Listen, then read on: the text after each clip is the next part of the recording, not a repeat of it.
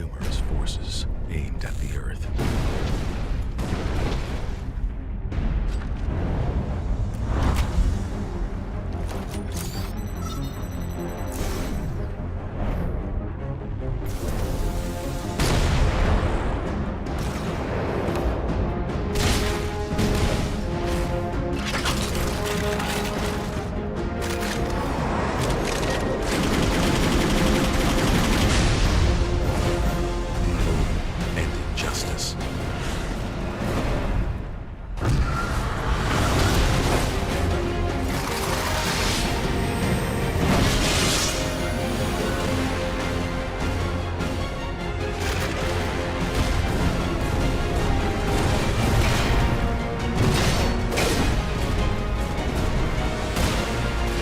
Let the glorious battle begin.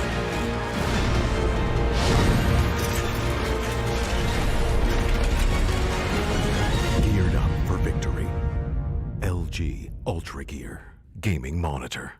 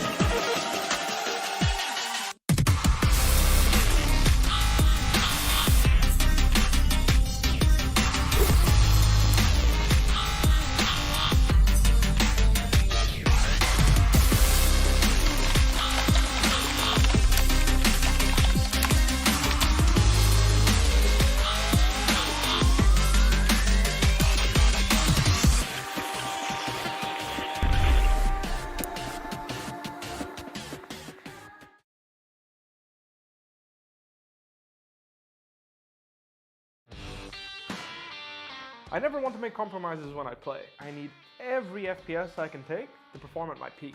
For myself, for my team, as well as for my viewers. Streaming always used to present me with a choice, either FPS or stream quality.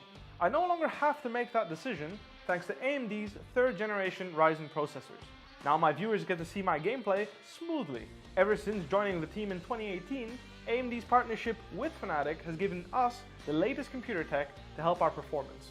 3rd generation Ryzen is now the pinnacle of multi-threaded processor performance, and it's a big step up from everything else I've used before.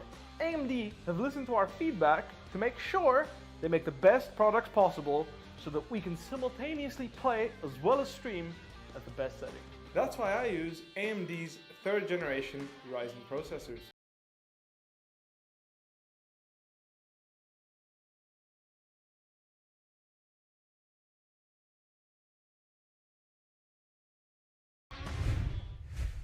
Hey guys, and welcome back to the LG Ultragear TEC Challenger Series powered by JBL Quantum Gaming Headsets and AMD. It is the second half of Day 6, Round of 64. My name is Apollonia. I'll be your host and caster. And joining us is Rex Dreams, caster and analyst. How you feeling? How you doing, Rex Dreams? Sorry, I just lagged out for a minute. My bad. I'm doing great. How are you doing, Apollonia? All right. I'm feeling fine. I'm happy. The first 3 games that we had were amazing in the first half. Now moving on to the second, we will have Rebellious Gaming versus the Red Syndicate. Now we saw the Red Syndicate yesterday, and Paradox was definitely the man of the match, pulling off some amazing plays. Tell us more about both these teams, Rex. Okay, so first let's start off with Rebellious Gaming. So Rebellious Gaming, like I know them for a long time now. So they've been playing a lot of our community cups that we do every week. So the first, they've won 2 of them. The Hydra Flick Community Cup, which recently took place, in the first ever Raka Zone Community Cup we did. So they do have a strong lineup because they've shown that they can win tournaments, they can do well, and they know exactly what they're doing. And 2 players on the team that I'm really looking out for are Strokey and Clone. We saw them running Raze and Phoenix respectively, and when we saw them play on Haven when they won 13-0 on stream, we saw that they were running extremely aggressive, pushing out, taking map control, basically taking the fight to the opponents, which is something we've seen a lot in a lot of teams. And so I'm definitely excited to see them. Let's take a quick look at Rat Syndicate now. They've changed the roster a lot since we last saw them at AMD Valorant Cup. Since AMD Valorant Cup, they've added Master, Badman, and Deoxys, and removed Vision, Quake, or Ghost Verified. And with this, what has happened is that there's been a few role swaps inside the roster. Paradox has moved out of the Breach role and he now plays Omen in one map. We saw him play Omen on Ascent, and I saw him play Ascent. I saw him play Phoenix on one of the other maps.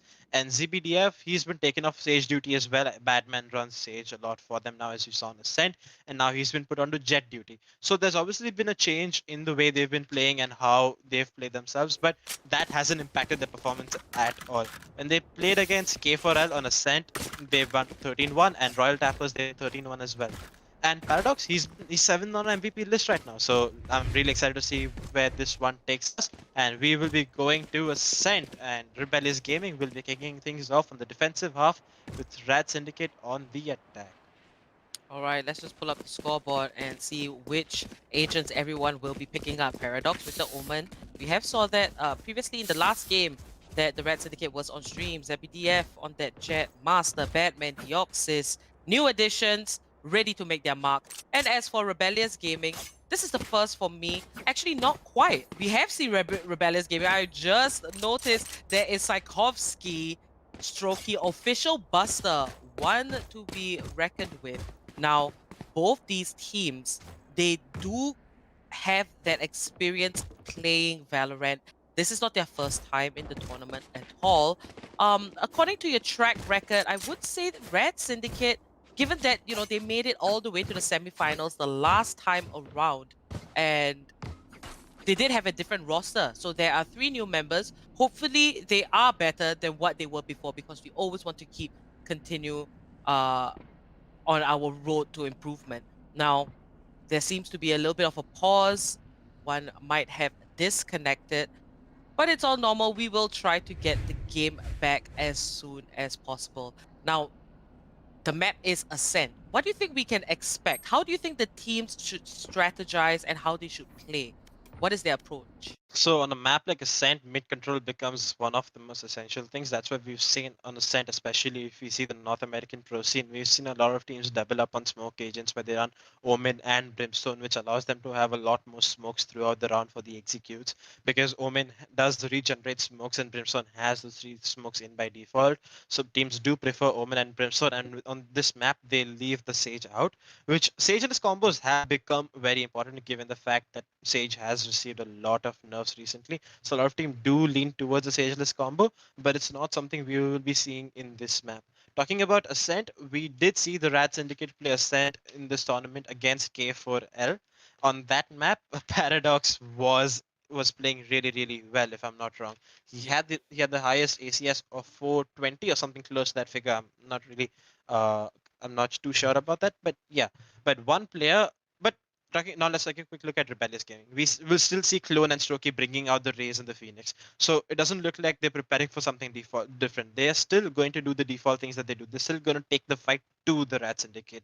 And that might come to an issue because I don't think I saw Rat Syndicate running a Cypher. Deoxys, who plays the Cypher for them, was indeed picking the Sova this time around. While I'm not against the Sova pick, given how many wall bankable spots are and how many spams you can give, but against a team like Rebellious Gaming, who do have an extremely aggressive playstyle, I am definitely leaning towards the Cypher.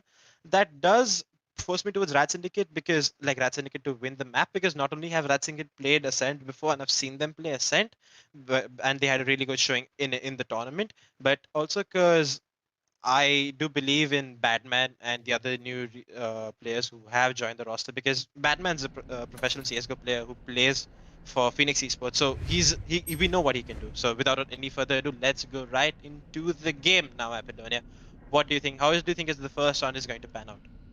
Alright, it is the pistols. I feel it can go either side, considering that both these teams have a good history behind them, good amount of experience. Their firepower should be all that weak, and we can expect a very entertaining game. Now, Paradox teleports right into Clone, who happens to be standing in that dark cover. A little bit of misfortune there, but Clone will pick up their first kill to start off this match. In the round of 64, ZBDF coming through short does pop Cloudburst. and makes it successfully onto site. And it seems like the Red Syndicate takes down Strokey. Psykovsky finds one. And there's the spray. Psykovsky doesn't quite connect, but he does. Onto Batman. Third kill for Psykovsky. And last man standing, Sova under rafters. Who will take this kill? Could it be a quadra? Nope. Deoxys with a triple. Makes it a 1v1 situation. But Clone clutches it out for the boys and gets a safe defuse.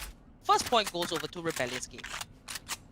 But if I'm Rad Syndicate, I'm not really disappointed with this round because not only did they get the spike down, they also were able to secure 4 kills. So with only one person remaining for Rebellious Gaming, they're going to go into a heavy reinvestment into the round to be able to get the SMG. So I won't be shocked if we actually see Rad Syndicate forcing up with light armor and Spectres, but not gonna take anything away from Deoxys. He played a superb role over there. Let's take a quick look at the scoreboard right now. Psykovsky did come out with 3 kills, and Rat Syndicate are going to shy away from forcing into this round, but not. And look at Deoxys, he did have a 3k too. He did cut it close, but was unable to secure that round. So as we head to round 2, it looks like we've entered a pause again, Apollonia. So let's take that to discuss our thoughts about the 2 really cool IGNs I see in this map, Deoxys and Psykovsky. They sound really cool. Like it sounds so much fun when you say Deoxys and Psykovsky.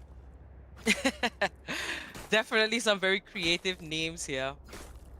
And it's going to be an equal, definitely, for the Red Syndicate since they didn't take the first round. And we know that, when we get into the third round where both sides are likely to have a full buy, that is where the real action begins. And taking the first 2 rounds could actually point you towards a good direction with that momentum. And Ascent being the map that it is, Cypher for Rebellious Gaming, starting out on the side of defense, I think is a great choice along with the Sage and Brimstone. They offer a lot of control and they can hold down sites. Now Phoenix and Raze, just for that extra bit of fight power. Red Syndicate, they have an initiator, 2 duelists and 2 controllers. I would say that that's a wise choice considering that they're starting out in attack. And when they do swap over to defense, they have the needed utility. Now,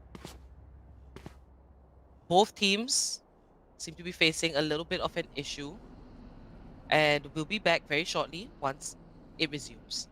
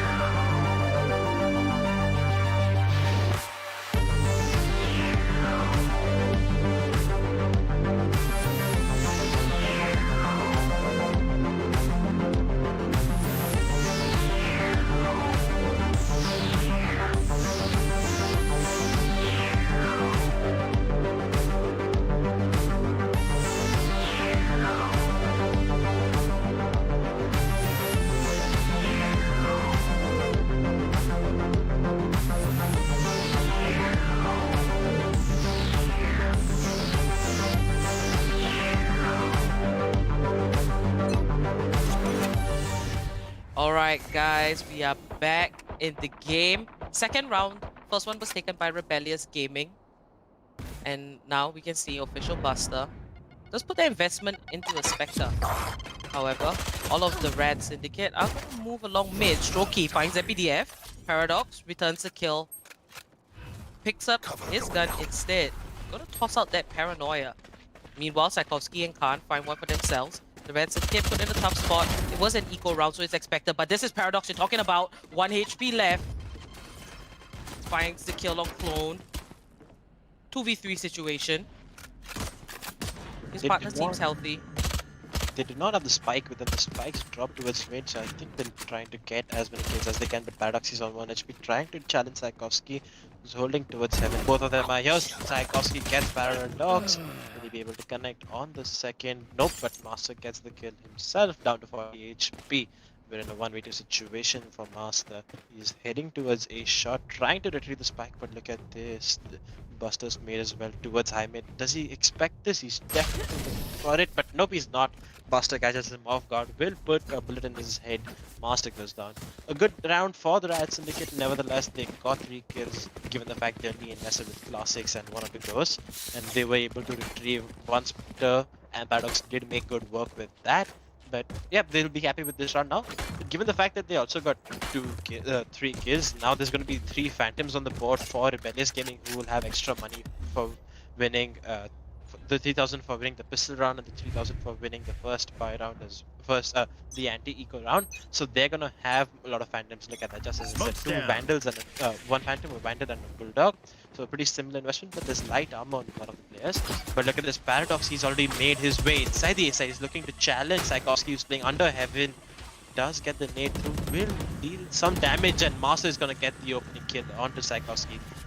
Look at this, how fast this round is. They've already come into A side and will be able to get the spike down in one right now. The retake is on. Clone towards heaven, does get spotted by the recon, will back away to safety. He is going to be assisted by Khan, who's coming up to heaven as well. But look at this, the Sage and the Phoenix are going to push the issue from the flank. But right now there's no one watching the flank, and they don't have a tripwire either to tell them. Paradox does get one. He's gonna get caught unaware. But look at that. Master is totally expecting that, and he gets the kill on onto the rounds is over. It doesn't matter who they got kills on. Rad Syndicate will get the first buy round 2-1 score. Still favoring Rebellious Gaming, but Rad Syndicate did show a good round over there. Just jumped into the A side without having any respect. On the back of a single smoke, that too. They just broke the tripwire, threw a boombot in, and after that it was just them winning their aim duels. Alright, the Red Syndicate bouncing back with their full buy. And we were just talking about it. The first 2 rounds never usually mean much at all. But it could be anybody's game, and I think we're in for a long one, Rex. 2 is to 1, and it could be anybody's game. Spike in the safe spot. And it seems that the Red Syndicate is going with the strategy to spread everyone out, but Khan takes Paradox out. And it seems like it might be an equal for Rebellious Gaming. I think it's a good choice. Deoxys finds Strokey 1 for 1. Still an even playing field. Spike making its way over. ZPDF finds a double. Master picks up 1 for himself. And this is the Red Syndicate just bouncing back. They have their guns, they know what they want to do. And Master finishes it off onto Khan. Right here. While Rad Syndicate did win the round, the one thing I'm not a fan of is this over-aggression coming out from Paradox round after round. Even on the pistol round, we saw that he did use the Shrouded Step and use the to enter into mid-market towards the B side. And in this round also, he's pushed the issue to Khan, who's holding close to the smoke, who's inside the smoke, and does get taken down. These things did not impact them because it weren't influential rounds, but as we move further into the game, Paradox's aggressive playstyle could potentially harm their team, but I'm not going to take anything away from him because we've seen him play really, really well. We know he can make these plays. Look at Paradox pushing up with the Paranoia towards the A-shot. Gets Strokey completely bind, and he will secure the kill on Strokey as well. They've already taken control towards A-shot. Does use the Shrouded Step to get over the tripwire that Tchaikovsky places, and is totally expecting Psykovsky and gets the headshot onto him too. 3v5 situation, does climb up towards heaven, will get taken down by Clone and Khan. He's gonna get his kill to Clone, does pop the showstopper. Will he be able to get a kill with it? No, he is not going to be able to get a kill with it, down to 24 HP. Khan and Buster have taken control of the shot. ZBDF, he's gonna force the issue, gets one kill down to a slither of HP, does pop the cloud burst, and he's gonna aggress through the cloud burst. Buster doesn't expect it, Buster doesn't spot him, ZBDF gets the kill, and Deoxys, he's gonna wrap it up in style. 3-2 in the favor of Rad Syndicate. Quick look at this replay. As Paradox makes his way in, whips out that Vandal and just picks up a kill. This guy, his aim is just absolutely nuts. But then an unfortunate death there, Clone. He's just gonna stop his rampage. And that was actually a really good spot you don't see very often on how to use the showstopper there and the satchel combo. Essential. Raze, not a very common pick, I would say, throughout the course of the tournament. And to see two Razers on opposing teams, it's nice. Paradox getting creative. Changes his position. Gonna watch over market. Master and Deoxys. They find kills. Rebellious Gaming just taken down one by one. Being swatted off like flies. Flawless round for the Rad Syndicate. And that round we saw how important these new additions to the team have been. The only people getting kills last round, if I'm not wrong, were Master, Batman, and Deoxys. So the new three players have definitely helped the team. Okay, I'm sorry, ZBDF also did get a kill in that round. But I am all praise for Masters, Raze, and Batman playing Sage, because they've definitely added a new taste to this lineup, something we never really saw before. This lineup has unlocked Paradox's true potential, because that allows him to go for these aggressive plays, something he's known for.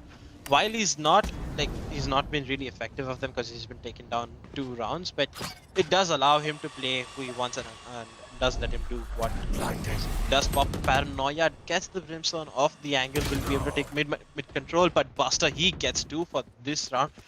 And with that, he does have his resurrection ready. But look at that, ZBDF as opposed to towards a shot, and they will clear out Psykovsky. But look at the Strokey, he's already in Vines. I don't think anyone knows that Strokey is towards Vines, and they're gonna play based on him right now. But ZBDF is gonna challenge the offer at any moment. But Khan's faster on the trigger, puts the operator shot through him. Master's gonna challenge again, does get spam, and is gonna get taken down as well. That leaves Deoxys in a 1v4 situation, but nothing's gonna happen as Clone's waiting for him with open arms. 3-4 Rebellious Gaming, they're doing quite well. Let's take a quick look at the scoreboard because of what just happened with the previous round. And Deoxys top fragging, followed by Master, ZBDF, Paradox, and then Batman. And Khan, who had a really influential round last round, getting 2 kills. And followed by Psykovsky, Buster, Strokey. Strokey's not having the best game ever. We've seen how well he can do, but I'm pretty sure he's going to bounce back, given that he's playing a role that he's extremely comfortable on. Paradox using his smokes, and you're going to see an early round teleport coming out from him. Does teleport towards the A Heavens position, but look at that, the Raze is behind him. Does he expect this? No, he does not. Psykovsky still holding under Heavens. Does he spot the play towards A shot? Does get spotted on the camera. Will spot Strokey. Does get Strokey. Clone is going to trade him out. When a 2v3 situation, the Rebellious Gaming squad does have the advantage. And it looks like they're trying to make their way towards the A side. The Theft will dampen their plans for a bit right now. But look at Buster's positions. He's pushed up towards mid. There's no way anyone expects him here. They're coming right to him. They're coming towards the shot. He definitely hears this. He's definitely gonna call this. Gets the Raze. Does he expect the Jet? The Jet whiffs her shot. Will get taken down. Buster does retrieve the op. Something they'll really like coming into the next round, given that Ascent has these long angles that he can hold with the operator. The Rad Syndicate was looking strong, but Rebellious Gaming just bouncing back. You can really tell that it seems like a very equal skill matchup. But you know, momentums can change after a side swap. But right now, Rebellious Gaming showing that they're just as good, or if not better. That's official Buster there with a beautiful double kill in Courtyard. Now, official Buster on Sage. I feel like I've seen him on other agents a lot more compared to Sage. But he's doing a great job there. Shoki pops the run it back. Gets that information. Paradox finds the first kill for this round. Scoreboard is equal. Very even Stevens, if you like to call it. And there goes the drone. Hovering, scavenging for information. Might not find anything. Paradox with the paranoia. Not quite. It's dark cover. Just gonna keep him safe. But what is this? And Shoki finds Paradox first. Tchaikovsky. It's a kill on Batman. And that is how you use a showstopper. Demonstrated by Master. 2v3 situation. The Red Syndicate has an upper hand. The spike has yet to be planted. Rebellious Gaming, they don't look like they're in a good spot. As of now. But look at this Deoxy. I don't think he's been detected towards the A-shot position because the boombot was not aimed towards him.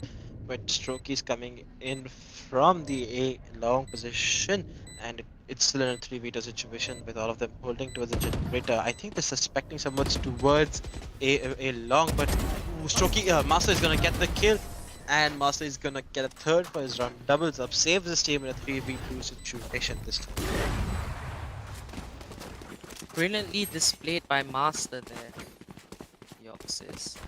And the Red Syndicate, they seem to have, you know, a strategy. And that strategy is to get the pickoffs, and we are going to push the site with full force.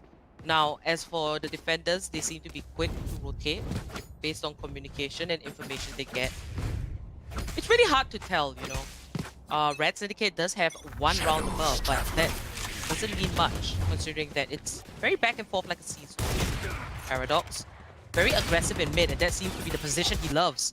And that's the pattern. Paradox is always very ready to come through mid. This time, he has the whole cavalry around the corner. Might be the next victim of Rebellious Gaming. Deoxys finds a kill onto Strokey. 3v4. 1-for-1 trade there. Rebellious Gaming down to only 2 left. And this is Tchaikovsky taking out Batman. Looking for his next prey. He's gonna do this slow. And that is the drone spotting him out. Hunter's Furies pop on the side of the Red Syndicate. Tchaikovsky with the jukes. Master finds official buster. Last man standing is Tchaikovsky. And he's going to be taken out by Paradox. Another round for the Red Syndicate. This is indeed the first round Red Syndicate attack towards the B side, but over and above this, we've seen them lean heavily towards the A side, and that's because they've been able to target Tchaikovsky very easily because they always know he plays. He's playing towards the backside, plays towards the generator, and they expect when he is playing. So I'm not saying that this is because given a Cypher main, it's gonna be very hard for you to take gunfights because your kit it does not allow you to, does not put you in any advantage during a gunfight. Like you don't have a flashbang, you don't have smokes. Well, you do have cyber cages that can double up as smokes, but he's the last agent you want to be fragging out with, and looks like Paradox is going to be popping, the ultimate early on. We've seen him do this last on as well, using it to the same position. And look at this, the A side's currently clear. Tchaikovsky is the only one holding towards a shot, and look at the amount of information Paradox is giving to his teammates right now. They're gonna be able to walk into the A side, and Buster does get the assist, but look at that, he's checking under heaven, does expect Tchaikovsky here, but no one's here. Does smoke off the A-shot position and will be getting the spike down the wall, will stop them from doing anything. Does spot Tchaikovsky. Paradox getting the kill there in a 3v4 situation, but look at that, the spikes have been dropped towards a shot. They're gonna have to go to retrieve the spike completely before they can do anything with this round, unless until they choose to get the kills. Paradox does spot clone, will get clone too. Does he know there's someone right next to him? 3 killed. Yes, wow, he does. Paradox. He's gonna get the kill too. Master's gonna get his as well. The tripwire reveal his location, but the paranoia was perfect, and Paradox with his beautiful run coming in from Paradox. 4-7 as the Rat can pump the hit the gas, and they will be pushing ahead with the 4-7 scoreline in their favor. Paradox showing that 4Ks Don't are have easy. the spike. He did it the last match, and he's going to do it again. Talk about how quick he is when it comes to switching and adjusting. Very fast kills. And I don't think I've seen Omen played as effectively as how Paradox does. Cover going out. Using your ultimate in such an offensive way just teleporting in right off the bat. It requires a lot of fast reflexes if you have to come across an enemy after teleporting. Definitely, this is one of the multiple plays. Also, Tomin, when I'll talk about the later, as Master gets the kill onto Strokey. 3v5 situation for the Rats Syndicate. But they've taken complete control of the A side, but the spike is still in spawn, Apollonia. But that doesn't matter as they do get the quick kills. Clone gets spotted. The showstopper misses. Oh, Clone is gonna get 2 before he gets taken down by the Jet. As the half is concluded 8-4 in the favor of the Rad Syndicate. At a point it was 4-4, and since then Rad Syndicate have just, you know what, said enough playing around, let's just finish the game right here, and it's 8-4 right now. This is the Red Syndicate showing pure dominance. And it seems like they got a good momentum going as they do bag 4 rounds more than Rebellious Gaming. And it could change after a side swap. So Rebellious Gaming, they've got to adjust. They have to try and see through the plans of the Red Syndicate. It seems like a lot of pushes for the A side and not B. And the Red Syndicate seem to be very successful with just this strategy in place. I think the main reason that plays like that were even allowed to be made was because Tchaikovsky was the only one holding towards the A side, and they could easily get the kill onto him holding towards the A side. They just had to, like, you know, use their boom bots and use. And given the fact that they have raised, right, they can just use blast packs to clear out trip wires, so that renders Tchaikovsky really ineffective for those rounds, right?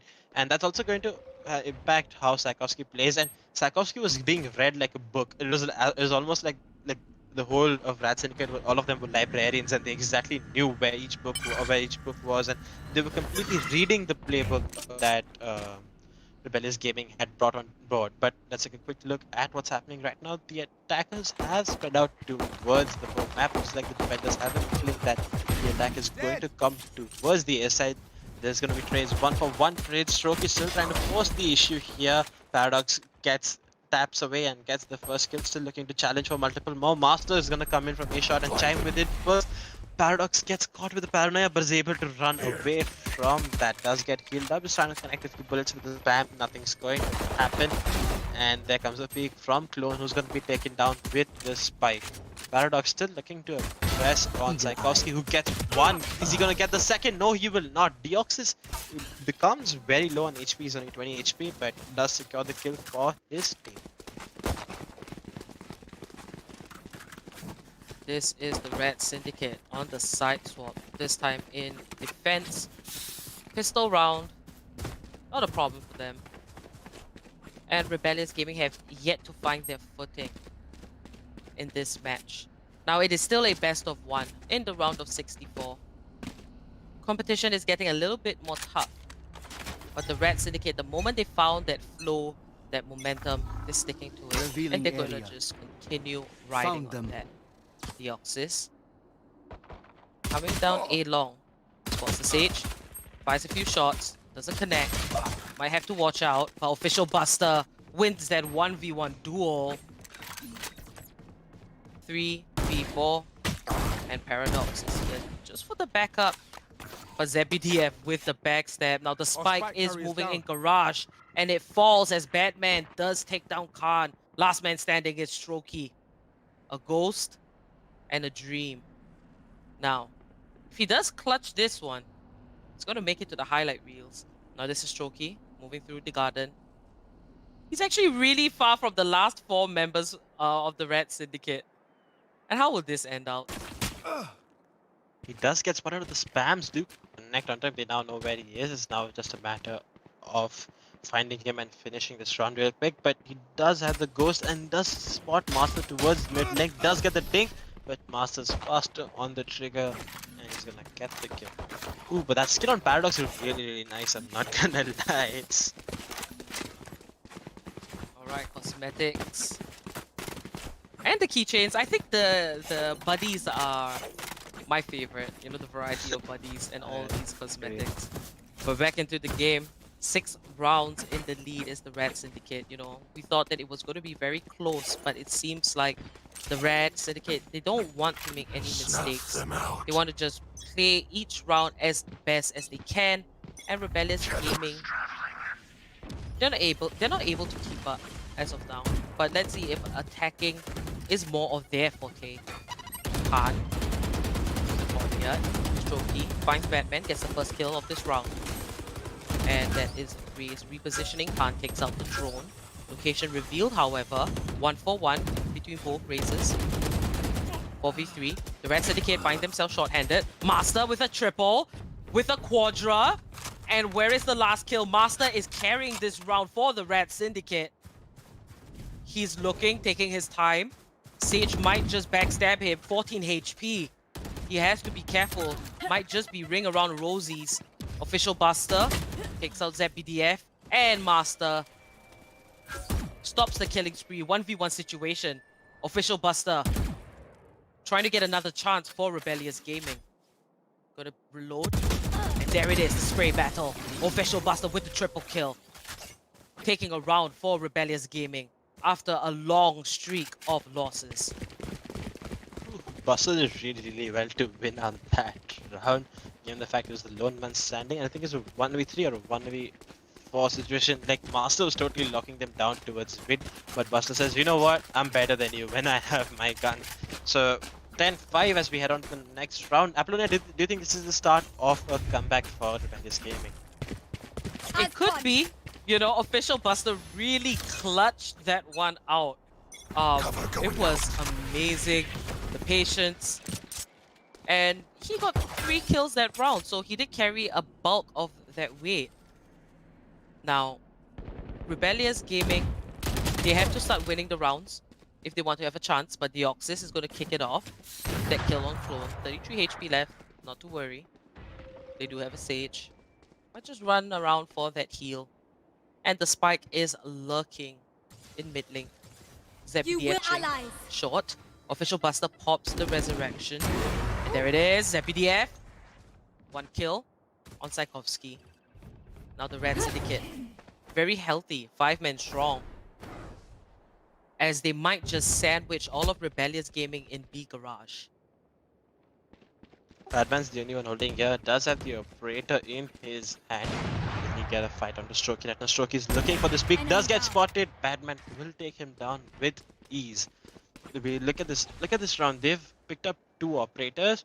And look at it, they've been able to lock down these sites really easily. Look at this. Master's is looking to aggress. Does pull out that showstopper. Will pop it. And he gets a kill with it. But Paradox is going to clean up with him as well. 11-5. So this is exactly what I was talking about, right? The double operator setup that is running, we've seen them running. Like, they got 2 easy kills on the back of it. One towards Tchaikovsky, towards mid, if I'm not wrong.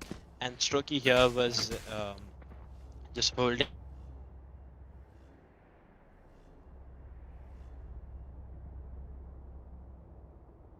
To get the kill onto him.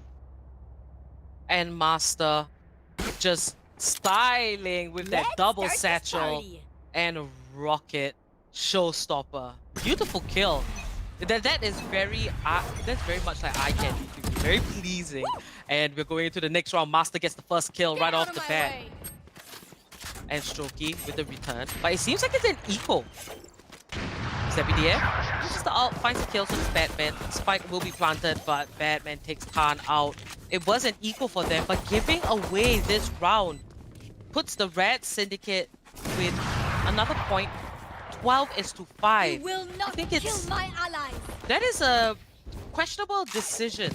But the Red Syndicate, one more round, and it is the round of 32 for them. They're moving on to the next tier of the tournament. And it is unfortunately the end for Rebellious Gaming. Now, guys, Series 2 registrations are live. They are open. Links are in the description. Grab your friends and join in. Series 2 does start in September. Now, back into the game. It's going to be full buys for everybody. I will find you. And Rebellious Gaming can't make a mistake at all. But it's a bit much to ask. ZBDF still holding towards the is looking to aggress through these smokes. Will he get Strokey off guard? But Tchaikovsky holding with the camera. Does get off the camera.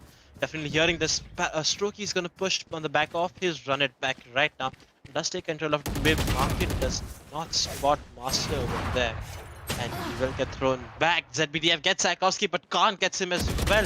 3v4 situation. Master is holding towards mid-market, does get a kill on himself as well. Buster gets one. Deoxys is there to trade. 2v2 situation. He pushes it. Khan with the AWP. He's just past 12-6 as Rebellious Gaming inch closer to their dream of making a comeback. Rebellious Gaming is not going down without a fight. If they happen to slip up, give the last round to the Red Syndicate. They want to rake up some points for themselves at least. And Khan, so quick with that operator as well. You can tell that he's very comfortable with it. But 6-12, the Red Syndicate still 6 rounds leading. And one more to victory. Now how long this would stall, Watch and learn. Rebellious Gaming will show us. Quick look at the scoreboard. Let's see who's at the top. Official Buster with 13 kills and Master with 24. Now, fighting for the MVP spot will be very worthwhile, as there are goodies and prizes to be won if you do get one of the top spots. Master gonna trot the boom bot. You see the Brimstone Smoke just covering the vision. Deoxys gets a pick off on Clone. Does spray the Sage a little bit low. Khan on the other side of the map picks up one. But that's the revenge kill by Batman. Deoxys has Hunter's Fury available. He could just pop it, but he wants to get this gun kill. And oh, he just almost got caught in a crossfire potentially. Throws out the recon bolt, gets destroyed. Official Buster finds the kill on Master meanwhile. And this is MPDF with the op. He's very ready. Does not connect any of the shots as of now. 3v3 situation. The spike is not close. Who is going to retrieve it? Rebellious Gaming. Are they going to go for all the kills? 1 for 1. ZBDF might just come into contact with the Cypher. And the shot does not connect. But that is Rebellious Gaming getting kills simultaneously. And another point for themselves. Ooh, that's a rookie mistake coming out from them just to leave the spike right in base. I mean, that could have potentially harmed the whole round, and that would have thrown the game out of Rebellious Gaming's hand. But they are able to get the kills and secure the round for them. 12-7, and looks like, if I'm not wrong, the Rat Syndicate will be heading into an eco round where they were to be investing all their money. Let's take a quick look at the scoreboard just to confirm my thoughts. And ooh, not a whole investment coming out all along. We see 3 sheriffs and an operator and a phantom. The spams are coming in from mid-market, looking to get a kill. Deoxys pushes the smoke, is gonna get one, and will get taken down by Psychovsky. This is Paradox on the op. A very comfortable weapon. He's probably wondering if it. There it is, the shot. But Official Buster takes him down instead. Unlucky miss. Master with the Sheriff. Gonna make his push into mid-cubby. And a long catwalk. Might be a bit hesitant here. Sees the Cypher Cage. There it is, he fires the shot. It doesn't connect. Official Buster meanwhile resurrects Clone. Master's just gonna back away from there. Only 2 members left on the side of the Red Syndicate. It was an equal for them. They all only have the revolvers. Official Buster takes MPDF out. It's the wild, wild west for the Red Syndicate. And Official Buster, quadra kill. Just pulling his team up. Come on, guys. 8-12. We got this. If we can just pull off 4 more rounds without any more mistakes, we still have a chance to make it to the round of 32. This is definitely going to become a warning sign for the Rat Syndicate, the fact that they haven't been able to close out the game for a long while, despite winning the pistol and the anti-eco rounds. So it definitely looks like the Rat Syndicate will need to make some changes to this, and it looks like Paradox will be trying for the aggressive play towards mid. That does get a kill on Clone, will be immediately cleared out by Buster. Master with a nade towards mid, and Deoxys and ZBDF are going to get, there's going to be trades all around, and we're going to 3v3 situation. Rebellious Gaming do have the Neural Theft and the Brimstone Ultimate on their side, which will definitely aid them into winning this round. But it looks like they're trying to take B control. Look at that Strokey, he's made his way into B side, and Batman's left the B side completely empty. They can walk into B right now, but they do not know that the spikes drop towards mid. Deoxys is still trying to force the issue with a Spectre. Does throw the recon dart, that'll give him more information for that round. Does not spot Psychovsky, but look at the Strokey, is making his way into the B side. Batman does think that there is going to be something like this that's going to be happen, so he is pushing towards the B side as well. He's right next to him. Strokey wins the gunfight. 2v2 for Rebellious Gaming. Psychovsky is going to make his way onto the B side now. because he knows that it's been cleared out by his teammate.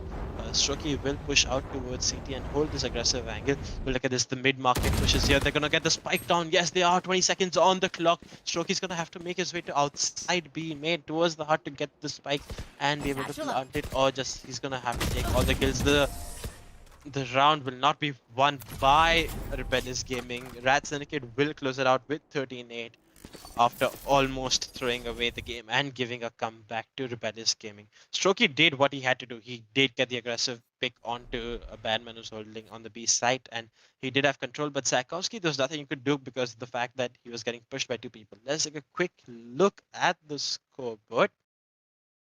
Once the AMD Relive movement gets done, look at this. There's nothing Strokey could done. The Oxys did have a great round with the Spectre, got 2 kills, but look at that Master leading from the front, leading with example, 25 kills with an ACS of 335. Buster not too behind despite being on the losing side. He's going to be happy with that performance because that puts him on a better position on the MVP scoreboard.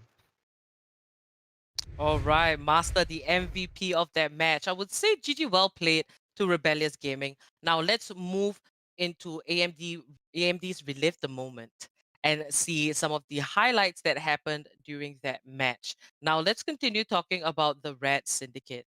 I couldn't quite see a clear strategy or plan. It's kind of like, they chose a site and they kind of relied on their, firepower to get those pickoffs and then push for those sides. What are your thoughts on the overall match and how both these teams executed their strategies? Well, on the attack side, I definitely think Rat Syndicate did play a better role because they could just easily target out the A site whenever they wanted. They could get the kill onto Sakovsky since he was the only one holding towards the site, and he was getting these easy picks. And they were even abusing A shot control on the back of those Omen smokes, excuse me for saying that. So it was definitely becoming a lot easier for Rat Syndicate to execute those rounds because they could just walk out A shot, pinch Sakovsky. He had nowhere to go. He was hiding under heaven, but still kept on getting picked each and every round. There's nothing he could do about that, but I definitely was expecting a change coming out from them, putting someone in to help Sakovsky. But talking about what's on the screen, Buster had this great round that definitely pulled a few rounds for his team. If this was one of the most important rounds, because had he not gotten that clutch, the economy would have been broken like a lot earlier, and they wouldn't have been able to probably even put like how many other rounds they were able to get, and the game would have ended a lot earlier. And look at this, Paradox just doing what he does, pushing aggressive, but does get spotted out by Clone and Khan.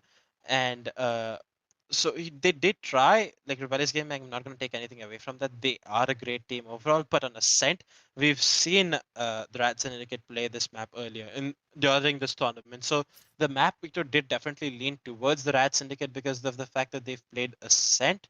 So I'm definitely happy with how Rats Syndicate played this map round. All right, well said there.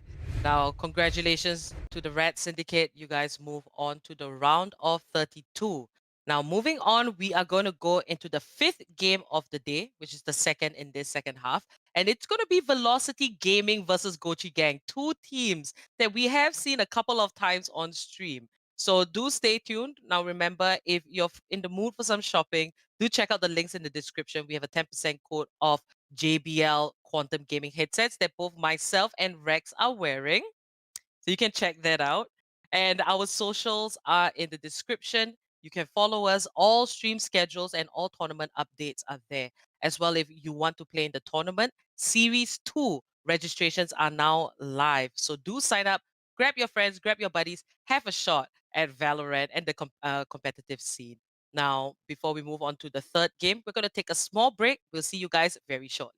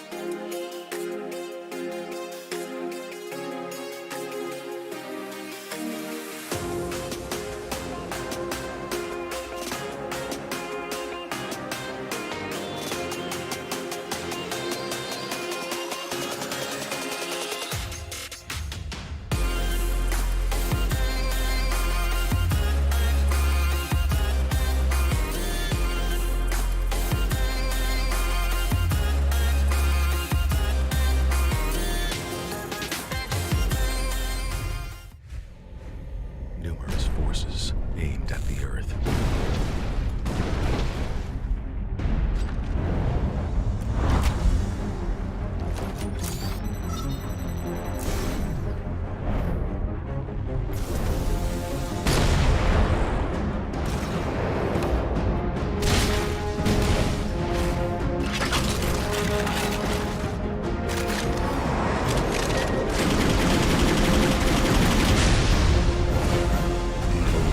And injustice.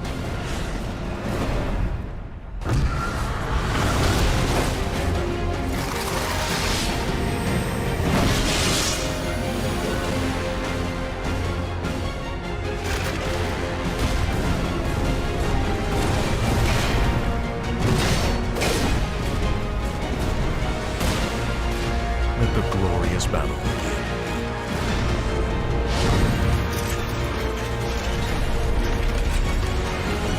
Geared up for victory. LG Ultragear Gaming Monitor.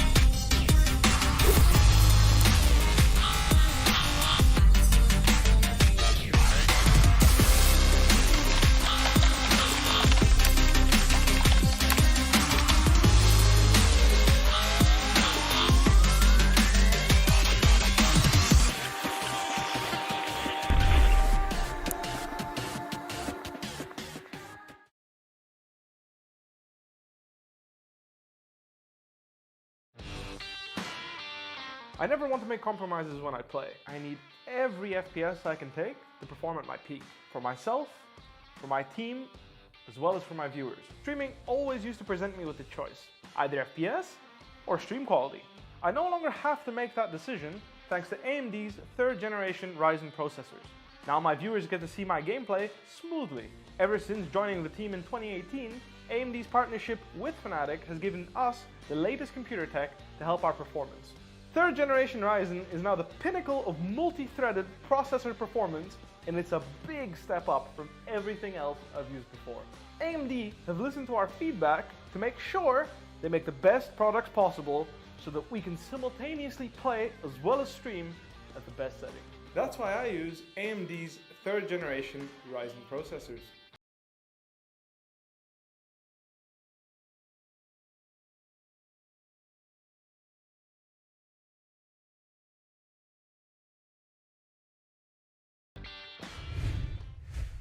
Welcome back, ladies and gentlemen, to the LG Ultragear TEC Challenger Series powered by Quantum Gaming, LGBL Quantum Gaming headsets, and AMD.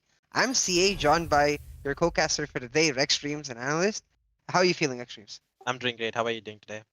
I'm great. I'm really excited to watch this Velocity Gaming match finally. It's a team that's been really hyped up, and I know the chat is also really hyped up for this team. Gochi Gang, though, we've seen them in action a couple times. We know they can be deadly. How do you think this match is going to go? Ooh, okay, so let's take a quick look at both teams. Velocity Gaming, they won their first game in the tournament with a 13-0 scoreline. Nothing too surprising there.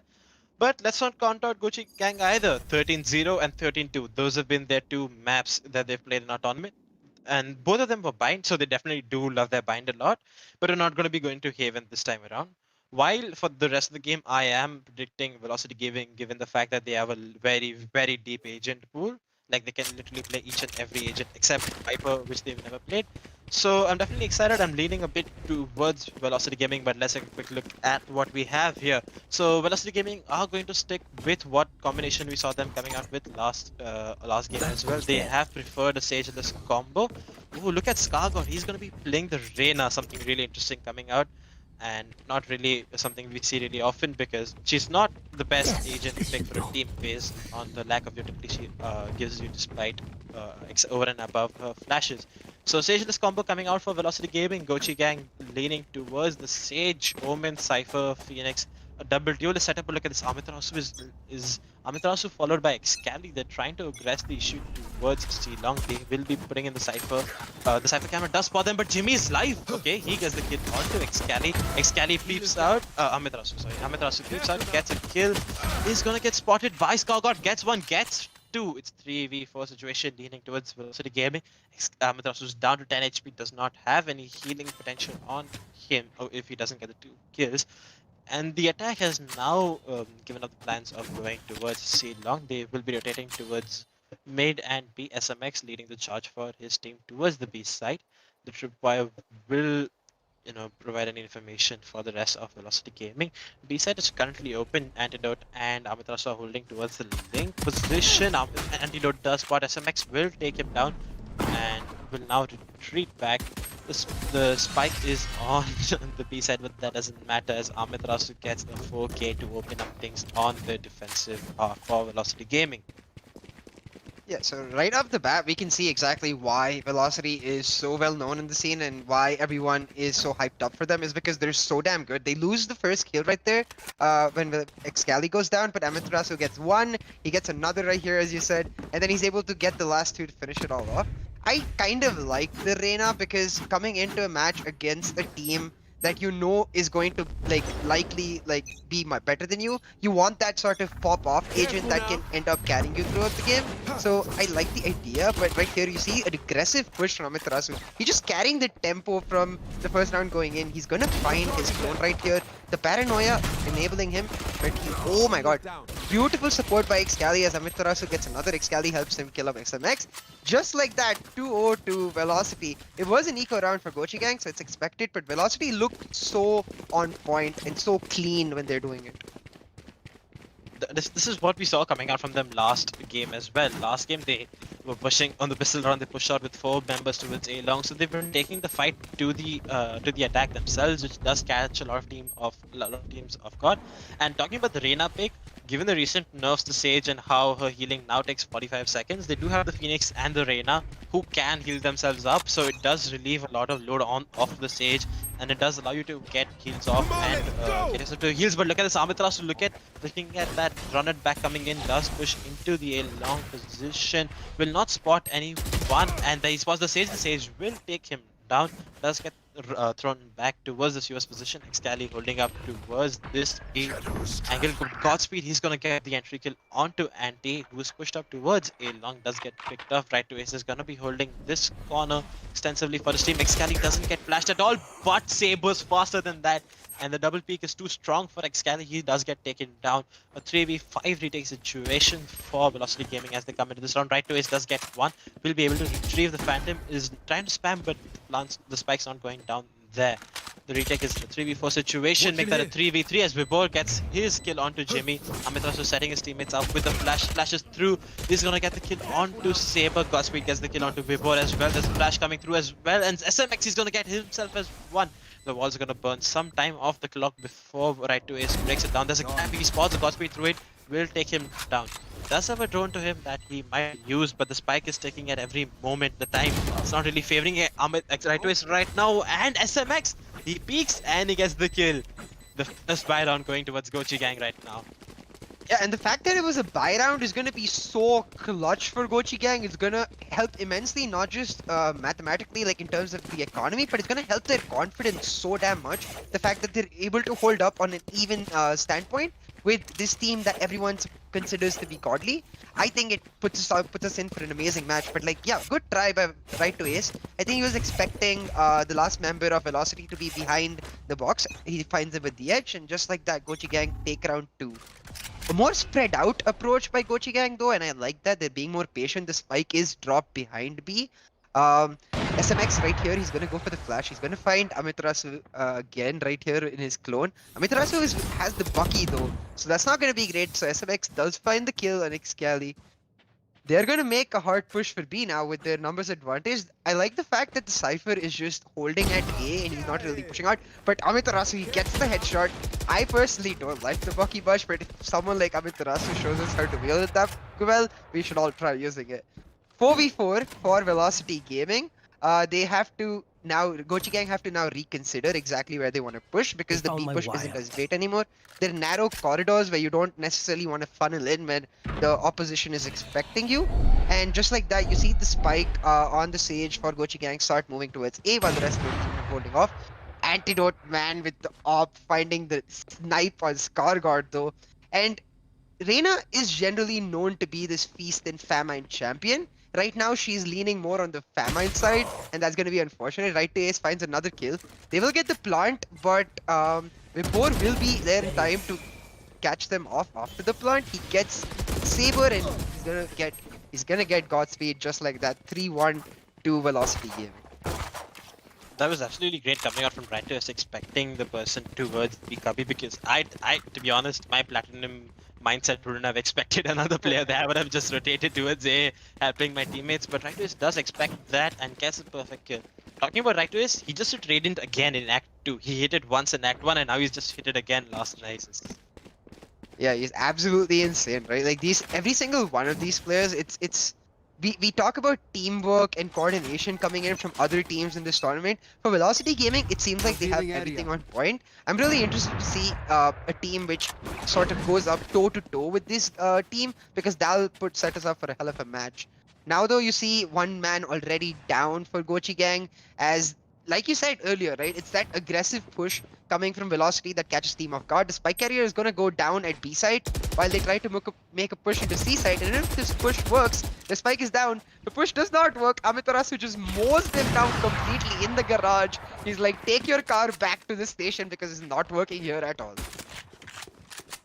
This is what I really liked what Anti is doing. Like now that he's gone off Sage duty and that they've been running a no Sage lineup, they've allowed him to go onto Jet, and that's actually helped his playstyle with the operator a lot. Even in last game I saw him being a lot more comfortable playing the operator, and that's something that I'm really happy about for Anti because he's a great opper. He was just like he's a lot more comfortable with it. But look at Excali, he was there trying to spray it down, but Amaterasu just comes in and steals his kill, and Antidote just wraps up everything, and 4-1 in the favor of Velocity Gaming. Talk to me more about this no Sage lineup. I've seen it a lot in pro matches all over the world. Just as Amaterasu gets a kill, Amaterasu has zero chill. Like this guy just moves aggressively into every single round and gets that peak advantage. But talk to me more about why like teams have been running no Sage. Obviously the nerfs, but how exactly does a team comp with no healer work?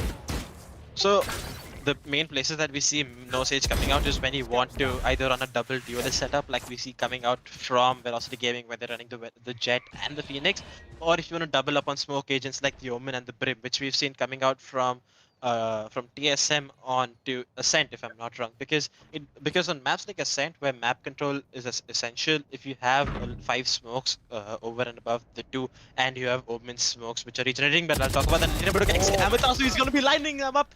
Gets a 3k into this round for himself before getting taken down by Scargod. It's a 2v3 situation right now. SMX is holding towards the garage position and Vibor spots him and is going to take him down with ease. The Reyna on Scargod pushing up towards the A-long position, and he's ready for her with the operator. He does have a flash with him, will challenge Anti, but Anti, the operator too strong, does get the kill onto Scargod. Honestly, Velocity Gaming seemed like that hippopotamus that you sort of poked at by mistake, like that random fly just poked at that hippopotamus, and now that hippopotamus is really angry and just screaming at you and they're like, get out of here. Because that one round they lost, they're not happy about it and they're just continuously playing so aggressive. And it's not just the way, like the fact that they're playing aggressive is the cleanliness with which they're playing it.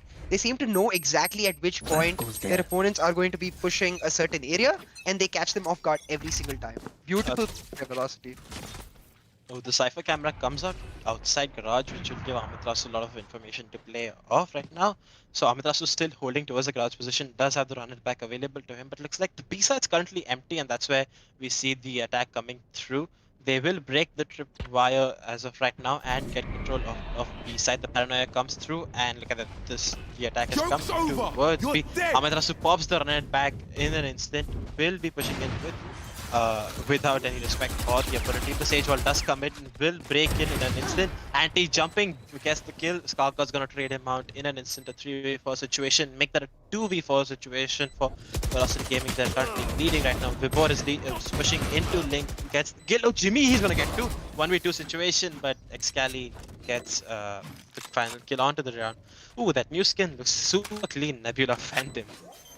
Yeah, it looks like you're literally staring into the world entirely on your gun. And to be honest, with players like me, that can be distracting. But for players like Velocity Gaming, I can see when they're just flexing themselves on not just the game, they're able to flex themselves on the skins too. It's really nice. But yeah, like this was actually a really good position for Gochi Gang, right? Like the way they were able to hard push into B. It's just the fact that really nice plays coming in from Velocity, and also the fact that they have the better economy, the better guns. You see, most of Gochi Gang is actually on the Sheriffs as compared to Velocity, who have full buys.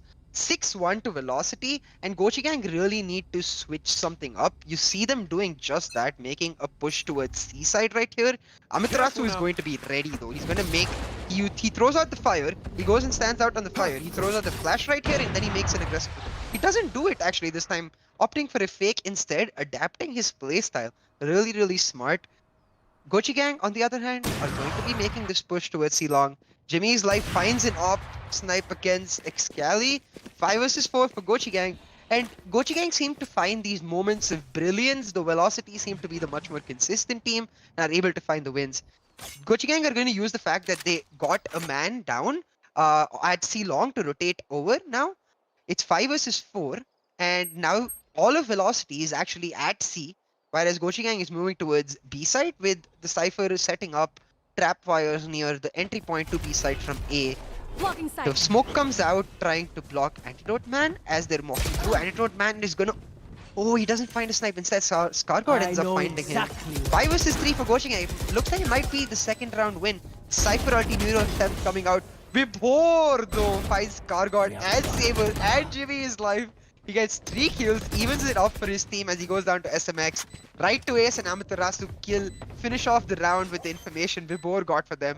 Beautifully played by Velocity. They were at a disadvantage in terms of men and information, but they're able to pull it back to make it 7-1.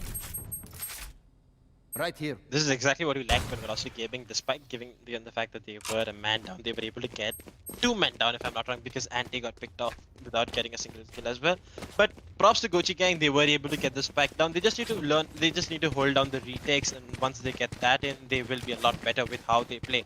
Because they had the right intention, when to be, but when you're getting out-teamed by Vibor like that, there's nothing you can do about it. Headshot after headshot after headshot, the guy simply doesn't miss. And you're absolutely right, like, teams like Gochi Gang, they have the raw, like, sort of skill going into the game. They just need a lot more practice and sort of muscle memory that Velocity Gaming naturally seem to have or have gained through their practice to get much better. Jimmy's life finds the peak advantage against the off-holding Antidote Man. And they're going to try to make a similar push towards B. Vibor, once again, he's just like, nope, I am holding B, you're not moving into B. Gets the 2 kills. 4 vs 2 for Velocity Gaming as Excali gets another. Neural Theft comes out for Vibor this time. He's gonna find the rest of Gochi Gang and mow them down. Vibor is on fire. He gets 3 kills this round, 3 kills the last round. 8-1 for Velocity Gaming, and this is starting to look a lot like a one-sided affair.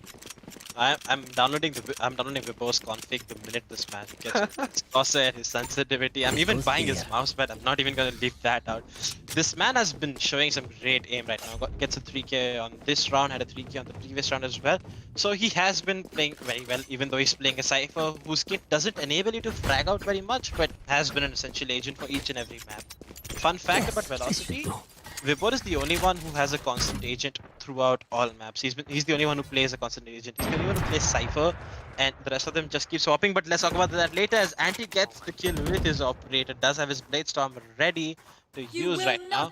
And Godspeed will get the res onto Saber, but Vibor does get a kill as well, pushing towards the A-lock position. He's been holding here closely. Anti will get taken down, and the attackers have chosen to rotate. We're in a 4v4 situation. Excali still jiggling, watching for the player holding towards, if anyone tries to push in towards jungle. Does get a smoke back, does use it to smoke off B entrance, and we still have Amaterasu holding the backlines of C, but look at the garage push is coming through. Excali gets his first, pops the paranoia. Will get traded by SMX. Amaterasu is still holding towards the backside. He will definitely be checked for. Scargod is going to get taken down. Godspeed will also get taken down. That's getting down to 35 HP. SMX is going to be there to trade him in this situation. And Vibhor is in there to finish off the round. 9-1. Velocity Gaming still running out and just finishing off everything. 9-1. What do you think about the rest of the game? Do you think there's going to be any change after the side swap takes place? Will we see something better coming out from Gochi gang? I mean, so the non-Sage lineup actually just gets better when you're on the aggressive side, right? When you're taking the initiative and making the proactive plays, you're able to decide where you want to take the fights. Velocity Gaming is going to be so much stronger there. Given the fact that there's only 2 rounds left in this, I reckon maybe Gochi gang can take 1 round depending on the state of their ultimates. But just like that, Antidote is just like, no. He gets 1 kill on Scargod. He goes for the greedy peak right after. He gets taken down. Amaterasu using the run it back, uses the flash, goes in. He is going to... Okay. He tries to spread out both sides, but Jimmy's life takes down before instead. Excali chases down Godspeed on the stage, finishes him off. Has right to ace, takes down Jimmy's life. That's gonna be 10-1 to Velocity and easy peasy. Let's go back to our conversation regarding... Vibhor sticking onto the Cypher. The Cypher is basically like an agent that is a must pick on basically any map. There are maps that he's stronger at, but it makes sense that a specific member of Velocity is designated to that Cypher duty because of how important the Cypher is, right? Yeah, so since I was mentioning how deep the agent pool is, I'll just briefly mention the amount of agents I've seen Amaterasu play. I've seen him play Breach, I've seen him play Sage, I've seen him play Brim, I've seen him play Sage on certain maps as well.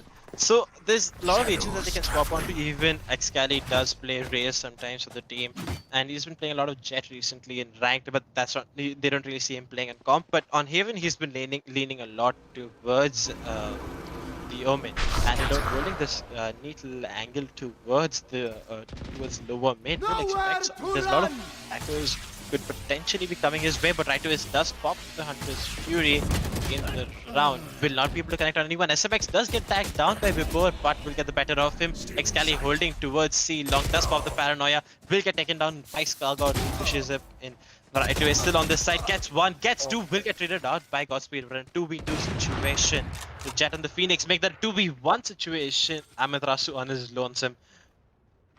He's hunting towards the CT. He's gonna push up towards side. Does use the Molotov to land on the default plants, but I'm really impressed with that. Godspeed does expect him, but will not be able to win the gunfight. But SMX is right behind him. Is he going for the knife? Oh, that would have been sick if he went for the knife, but I think he was going for the knife, but he panicked last second, just pulled out his gun and shot him. But like to knife the team that is beating you 10-2, now that would be some legit BM coming out there. 10-2 though for Gochi gang, they are going to lose this game. I think it's going to be a 12-2 because the first 2 rounds of attacking, I favor Velocity much more in the pistol and the eco rounds. Having said that, 2 rounds taking off the best, one of the best teams in the competitive scene right now is actually not a bad call at all. Remember guys, Season 2 registrations are open, so teams like Gochi Gang or any other people out there who want to make your own teams, go check out the link in the description, make sure your team is registered and good to go for the next month of gaming. Now though, we see, I really like this from Velocity Gaming. I always want to see the Cypher all on his lonesome, holding one angle, whereas the rest of his team pushing. Velocity Gaming are going to choose to push C long. They're being patient though because they realize that Gochi Gang are likely going to go for peaks.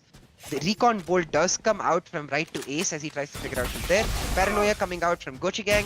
Shock Dart just to like sneak out anybody who's there. The flash comes out and he splashes multiple members. SMX gets 2 with the flash. Just like that, it's 4-3 for Gochi Gang, but Velocity Gaming have got into the site. They haven't planted the spike yet. The spike carrier goes down, though they get a couple kills back as right to ace from Vibhor take down Jimmy's live. Just like that, it's 2-1 for Velocity Gaming with only the Cypher left, Saber left for Gochi Gang. Saber is going to peek right here. Can he get a kill? Nope. Headshot. Bye-bye. Vibhor ends the game 11-2 for Velocity Gaming. It's going to become 12-2. and it's gonna come down to the buying round, which was the round Gochi Gang won in the first rotation for Velocity's match point, I think. What do you think? That was sick though. That SMX getting the headshot and then the bullet going through the person he got the headshot to for him to get the second kill. I mean, but given the fact that he still had 2 kills, Vibor and Right to Ace, they're still able to clean up the round. And given that, even though they were in 3v5 situation, they're still able to win that round. That's extremely impressive. I'm not gonna take anything away from them, but so talking about this, I think that they might just end up forcing into better weaponry. But Excali is gonna take out Jimmy's life from this round, and he's still looking to push towards B. Vibor holding towards this angle in sewers. There's also 2 members towards A, so it definitely looks like the A attack is ending for them. But Scargod, he's gonna take down Anti. Vibor is gonna get his second for the round on Saber. They're gonna push in from A shot and pushing into A right now. Godspeed does get his first of the round, but right to AC and Go are going to be able to get the spike down. The Molotov of the Hot Hands from Phoenix not really landing. They're gonna push through using the Reyna flash right to Ace. He gets Scargod. The Molotov actually went off the body, but that doesn't matter. Godspeed is gonna get his second into the round, and that's gonna leave him in a 1v1 situation. Godspeed drops down, is gonna get the spike in time. 11-3 as Gochi Gang get their forced back. This is really good because given the fact that there are only 2 members left on Velocity Gaming, Gochi Gang did gamble into getting their better weaponry as they got Spectres in. So they were also able to get good guns and abilities that allowed them to win the round.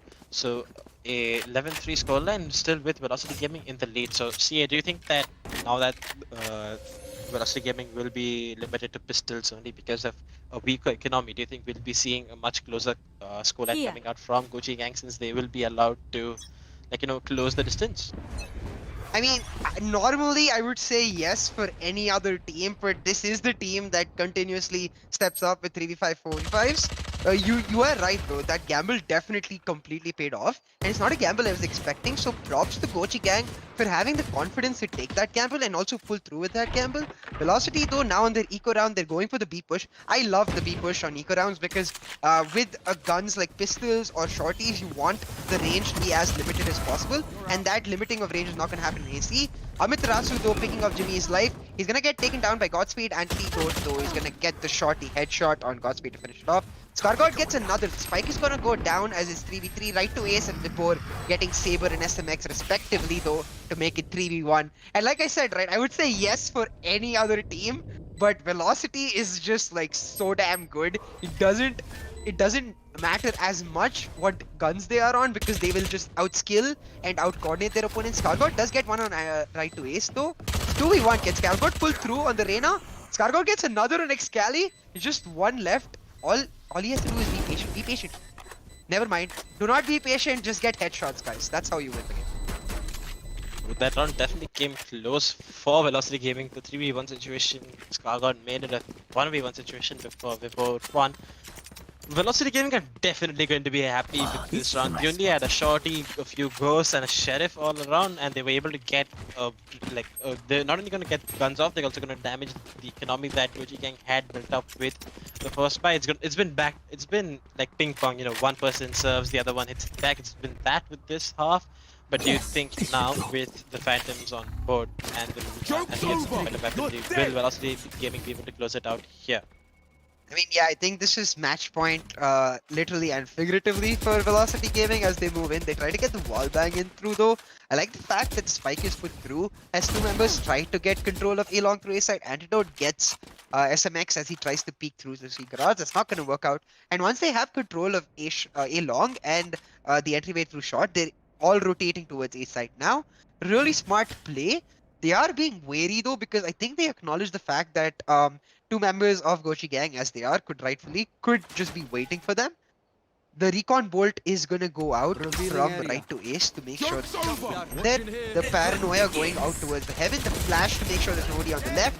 Catches him out. Scargod gets Vibor, but Amiterasu trades for Saber.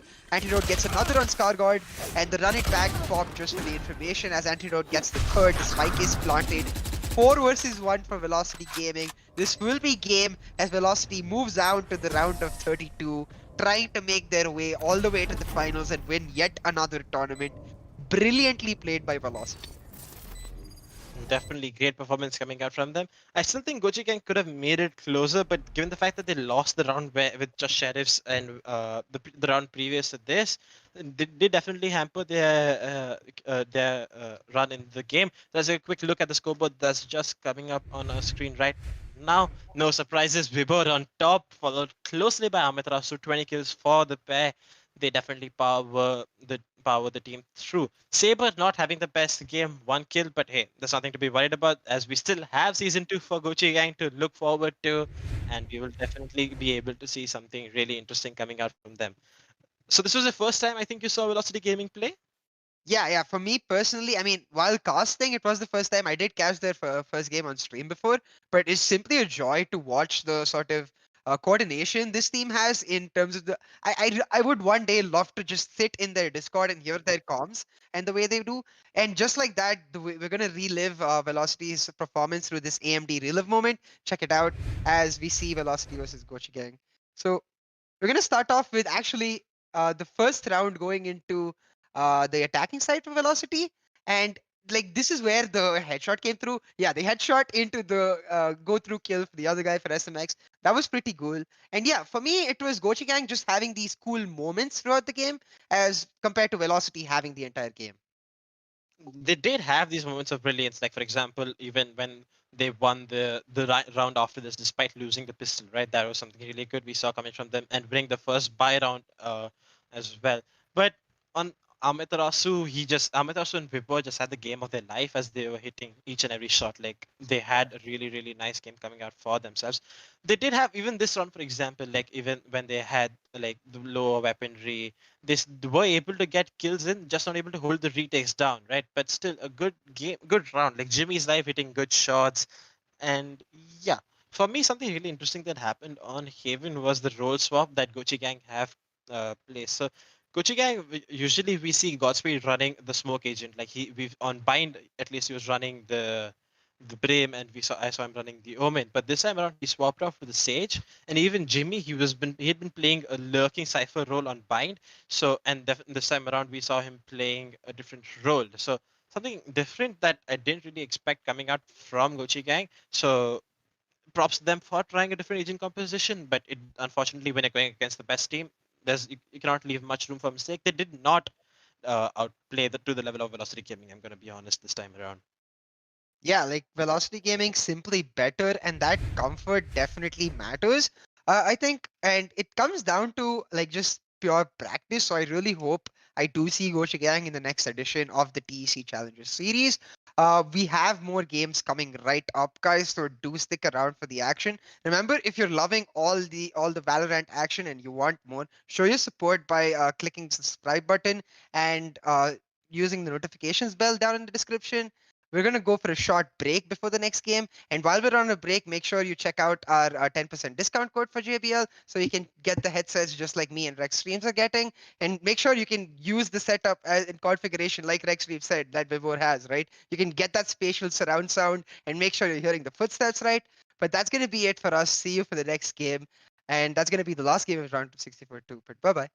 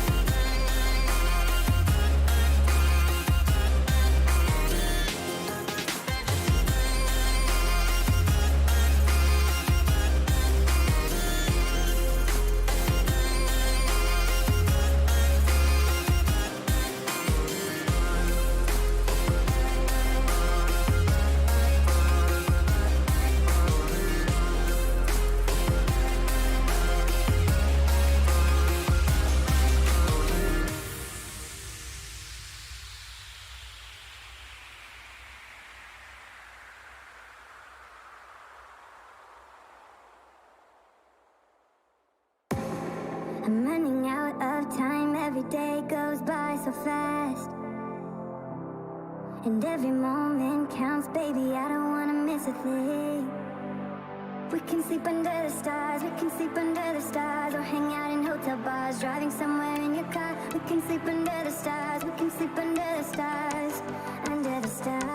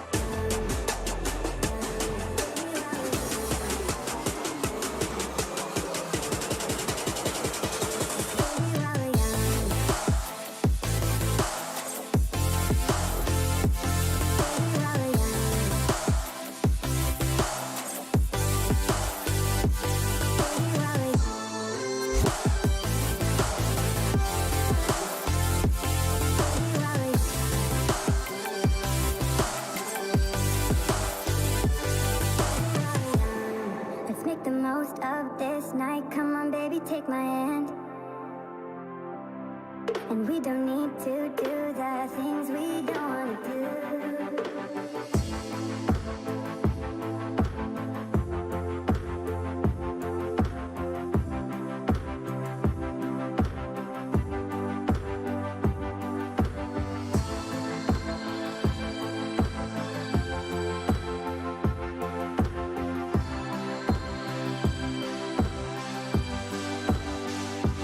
Baby, while we're young,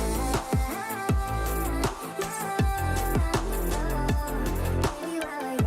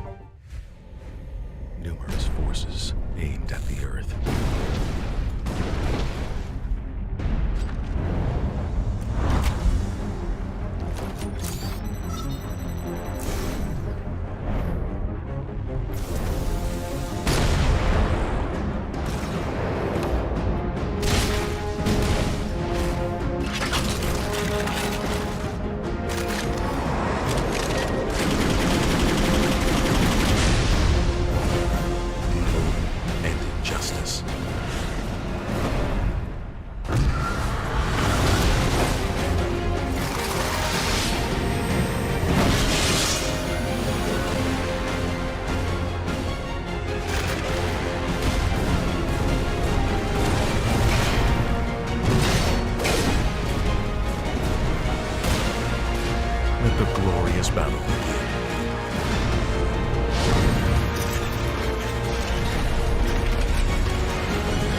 Geared up for victory. LG Ultragear Gaming Monitor.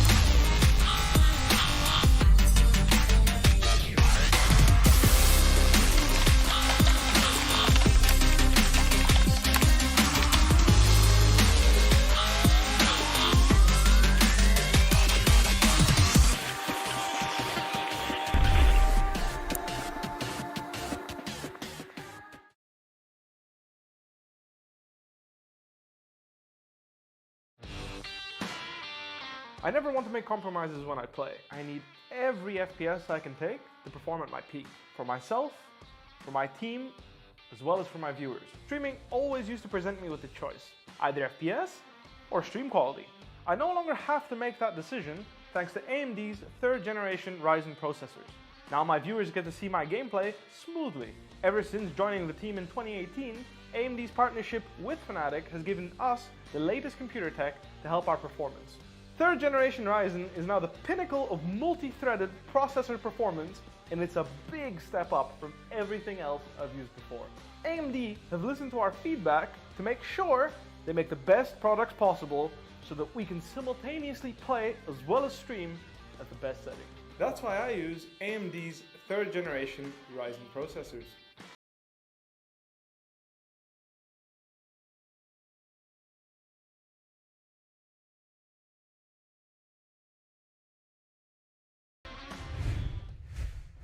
Welcome back, ladies and gentlemen, to the LG Ultragear TEC Challenger Series powered by JBL Quantum Gaming headsets and AMD. We're back for the last game of the day, AtmosFear versus DarkShadows. And with me, I'm CA. I have the dreamy Rex Streams being your analyst for the last game of the day. How do you feel about this game, Rex Streams? So we will be going towards Bind Atmosphere on the attacking side, and DarkShadow will be defending on Bind. So let me give you some brief history about the two teams we have here. So I'll start things off with Atmosphere. So Atmosphere recently won the Community Cup that we do every week. They won the Raka Zone Community Cup, which they played. They won 2-0 in the finals. 2-1, sorry. They won 2-1 in the finals. They had a good showing. And before that, we did a Hydra Flick Community Cup, but they came in the finals. They lost 2-0 to Rebellious Gaming, who we saw go out of the tournament earlier against the Syndicate. So these guys do have their playstyle down. They are going to play well. I am expecting a close game coming out of them. The one person I am looking out to for the rest of this game is going to be Bacon. He's been playing the primary Oppo role, and he's been playing the Raze or the Jet depending on the map. He likes to swap over between the two agents, so he does play that way. And the last game we saw Atmosphere play, that was on Bind. They won 13-2, so they had an extremely aggressive play style. They were pushing A shot each round. So without any further ado, let's get right into the game, everyone. Let's take a quick look at the agent composition we have. No surprises to see Bacon running the Raze, as I said earlier, and a double duelist lineup coming out for both sides. The DarkShadow side going in for the Jet and the Reyna, while Atmosphere will be going in for the Raze and the Phoenix. This is something we saw last game as well. Are you a fan of the double duelist lineup or having more duelists on your lineup, CA? I mean, I get the idea, and I know the simplicity of having just two duelists, a healer, and one smoker. I would be more happy if teams were able to pull out different lineups, though, because this is literally exactly what your opponents play. It's your opponent's bread and butter. It's what they're used to. It's what they know how to play against. And we saw exactly how powerful it can be when a team like Velocity Gaming pulls out that lineup with no healer, instead has more utility in terms of either smokes, or in their case, it was just the extra duelist. So Yeah, I like the fact that teams are sticking to comfort, but as we near the later stages of the tournament, I would prefer if they're able to pull out different things because it's going to be really important to see that. We do have a little bit of a pause situation. As standard, we experience some technical issues, though that gives us a moment to talk about what we expect from Dark Shadows, from Atmosphere, who's actually going to be on the attacking side. They are all stacking towards a short, I think, though from the other entrance. What do you think their plan is? So I think they still plan on continuing on the aggressive playstyle we saw coming from them when they played Bind earlier. They were rushing A shot as defenders, they were rushing A shot, they were taking picks everywhere they could. So we saw them doing everything that they could to play an extremely aggressive playstyle. So I do hope they continue that because it can make things interesting. So, and how that plays out against Dark Shadow is that they're not running a cipher. Not running a cipher on Bind, a map where he really excels, where you can play him solo towards B, stack out with everyone else towards A. So that's something really interesting coming up from Dark Shadow because they haven't played him this time around. So I'm definitely interested to see how Dark Shadow play around the no cipher lineup and how that impacts Atmosphere's aggression because they won't have much information about where the push is coming through from, which is something we saw earlier in the Team Tamila's game where they would like to push with Rafa, they like to play with Flex who's playing the Jet and Rafa on the arena, they like to address, and looks like Debunk didn't have any answer to that. So I am expecting this game to go Atmosphere size, but it could be a close one. I'm not gonna rule out anything right now. See, what do you think about that? I mean, I like so Cypher is definitely one of the strongest agents for Bind. He's the ability to hold one site all by yourself and not just hold, sort of pick people off, deny their entrance is amazing. We did see one game though yesterday where there was no Cypher. I don't believe it was successful though, so I would like to see exactly how Dark Shadows are able to pilot this lineup. It is always, I think, in my opinion, an advantage to try bring out something new that your opponents aren't used to. As you mentioned, Team Tabilas, like one thing they do, even though they have the cipher, is they keep three members at B, and that was something we saw today. Debunk just struggle against because they didn't have seem to have any way to adapt against that when the Sage is just barriering off A. So maybe I'm hoping Dark Shadows has some plan like that where it becomes really hard for Atmosphere to adapt in game given the fast pace of the game. Yeah, not going to take anything away from Dark Shadow either. In their last game, they won. They had a really dominant show. They won 13-1, 13-2. And in that game, interestingly enough, they were running a triple D with this lineup with the Reyna, the Jet, and the Raze. While we don't see them using a Raze this time around, we definitely see them sticking to the Reyna and the Jet. So, what do you think about this? Do you think with like how Sage is being nerfed and how we are expecting future nerfs to Sage, do you think more teams will like lean towards getting a better like duelist, and given like now how much Jet has been buffed, like she's a direct counter to Cypher. So let's see how that pans out for the rest of the game without taking any time off. Now let's head back right into the game. CA, take it off. Yeah, so immediately we see the Atmosphere just sort of spread up instead of going for that stack that we saw earlier. The bombs is dropped off towards the back. They're gonna look to try and get some pressure with the smoke dropped off near the window with a tiny gap. Relic right here, he's going to run into the Jet on the other side. This is gonna be a really good gunfight to see who gets the first edge. Leg's gonna see him first. He gets the headshot, takes down Legend Mist. That's gonna be the advantage to Dark Atmosphere, and just like that, they're going to be 5 versus 4. Phoenix picks up the spike. They're going to start rotating. This is really smart though. Relic getting the kill on B side forced the rotation from Dark Shadow to B side. But on the other hand, Atmosphere, they're still hanging around. They're waiting to see if they can get another pick before they commit. Now they are rotating towards B side as more people move towards Heaven. Bacon is going to start pushing into the side. He spots the Sage and tries to get a kill. He will spot the Omen right here, get a kill onto Bullet X. And the Sage is going to be walking around the hall. The spike is going to get planted by Atmosphere. 5 versus 3 for Atmosphere. And for me, the most difficult part about Bind is the retakes. Like, the amount of shot angles you have in this map, it becomes so difficult to retake, and that's exactly the position Dark Shadow are going to find themselves in. Inferno just playing it smart, playing it slow. He's gonna run into... Oh! That's... Okay, Providence Vow takes them out, and both the players sort of just end up doing a Mexican standoff as they back off. Relic takes down 2 more, and that was really weird, right? I expected Inferno to go down instantly, but the Brimstone on the other side just ran away. And I think the flash in Inferno's hand did scare him from going for the pick. But Relic had a really good showing. I like the dot crosser, something really interesting. But let's leave that aside. He did have a 3k on the round despite playing a Cypher. What I really liked coming from AtmosFear last round was that the fact that he used the Brimstone smokes to fake out towards the A side, right? So once they'd gotten the opening towards B, we see all the defenders rotated out towards B, and then they use the Brimstone smokes, split the defense again, and jump right into B.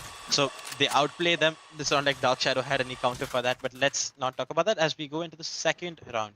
A two-man stack coming towards B, but look at the Reina. She's gone aggressive, but Cross is gonna take her off. Relic is lurking over here with a jet right close to him. Does get the shot off, and he will get the entry onto the B side as well.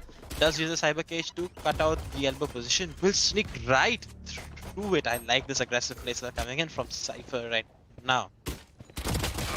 Hawk on the other hand does take down Bacon. Inferno and Relic are gonna get one each. It's a 1v4 situation right now. The Brimstone alone outside, close to a shot with only a classic and a dream.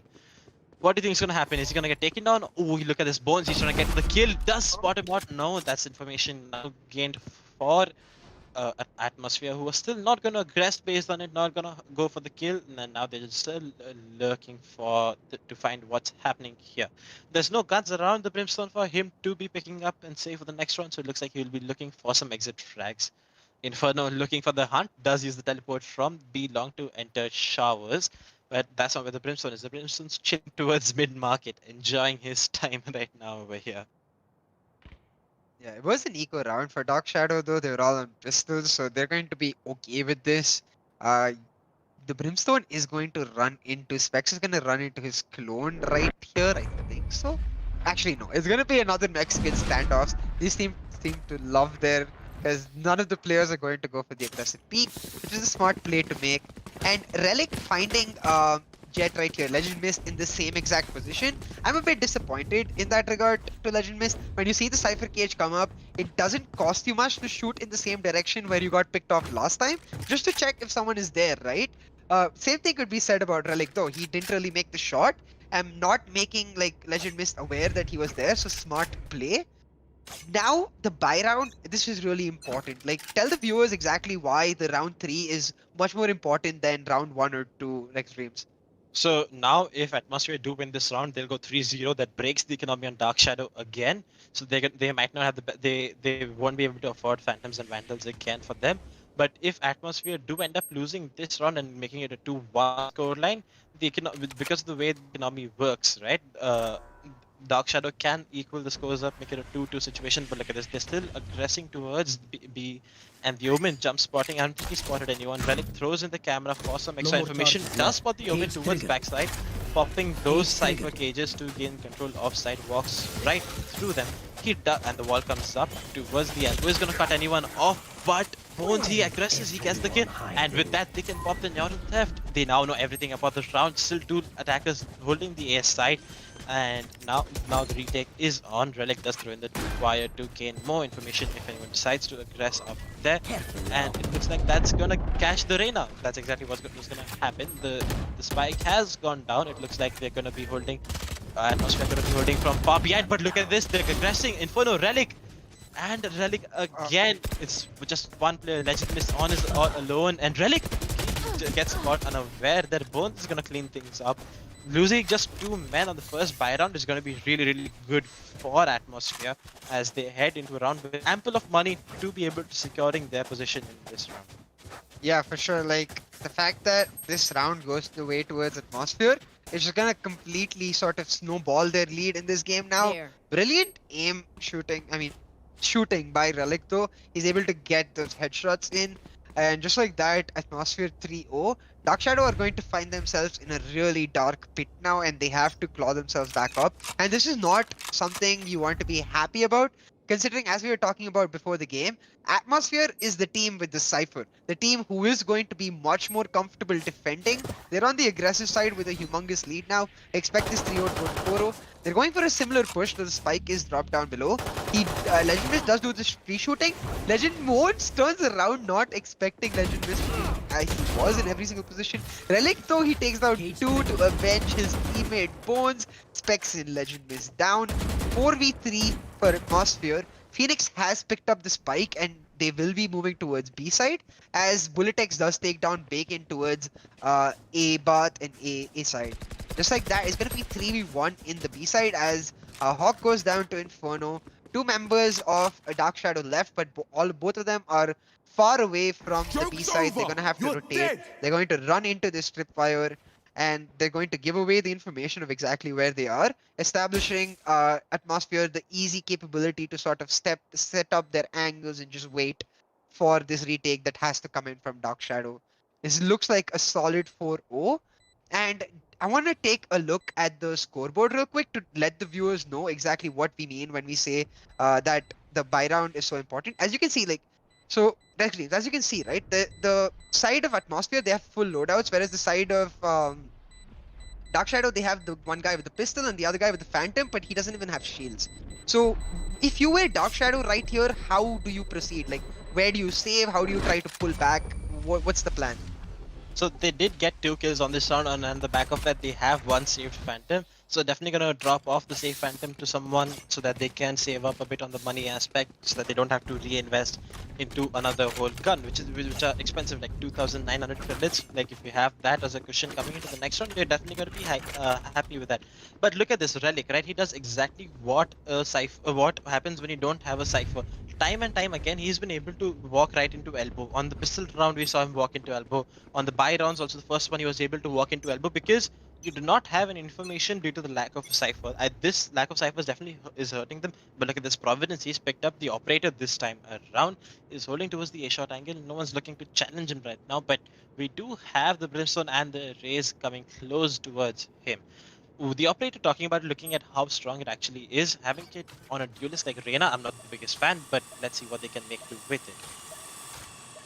Yeah, on Reyna, you want ideally to see her on the machine gun so she's able to get into the action.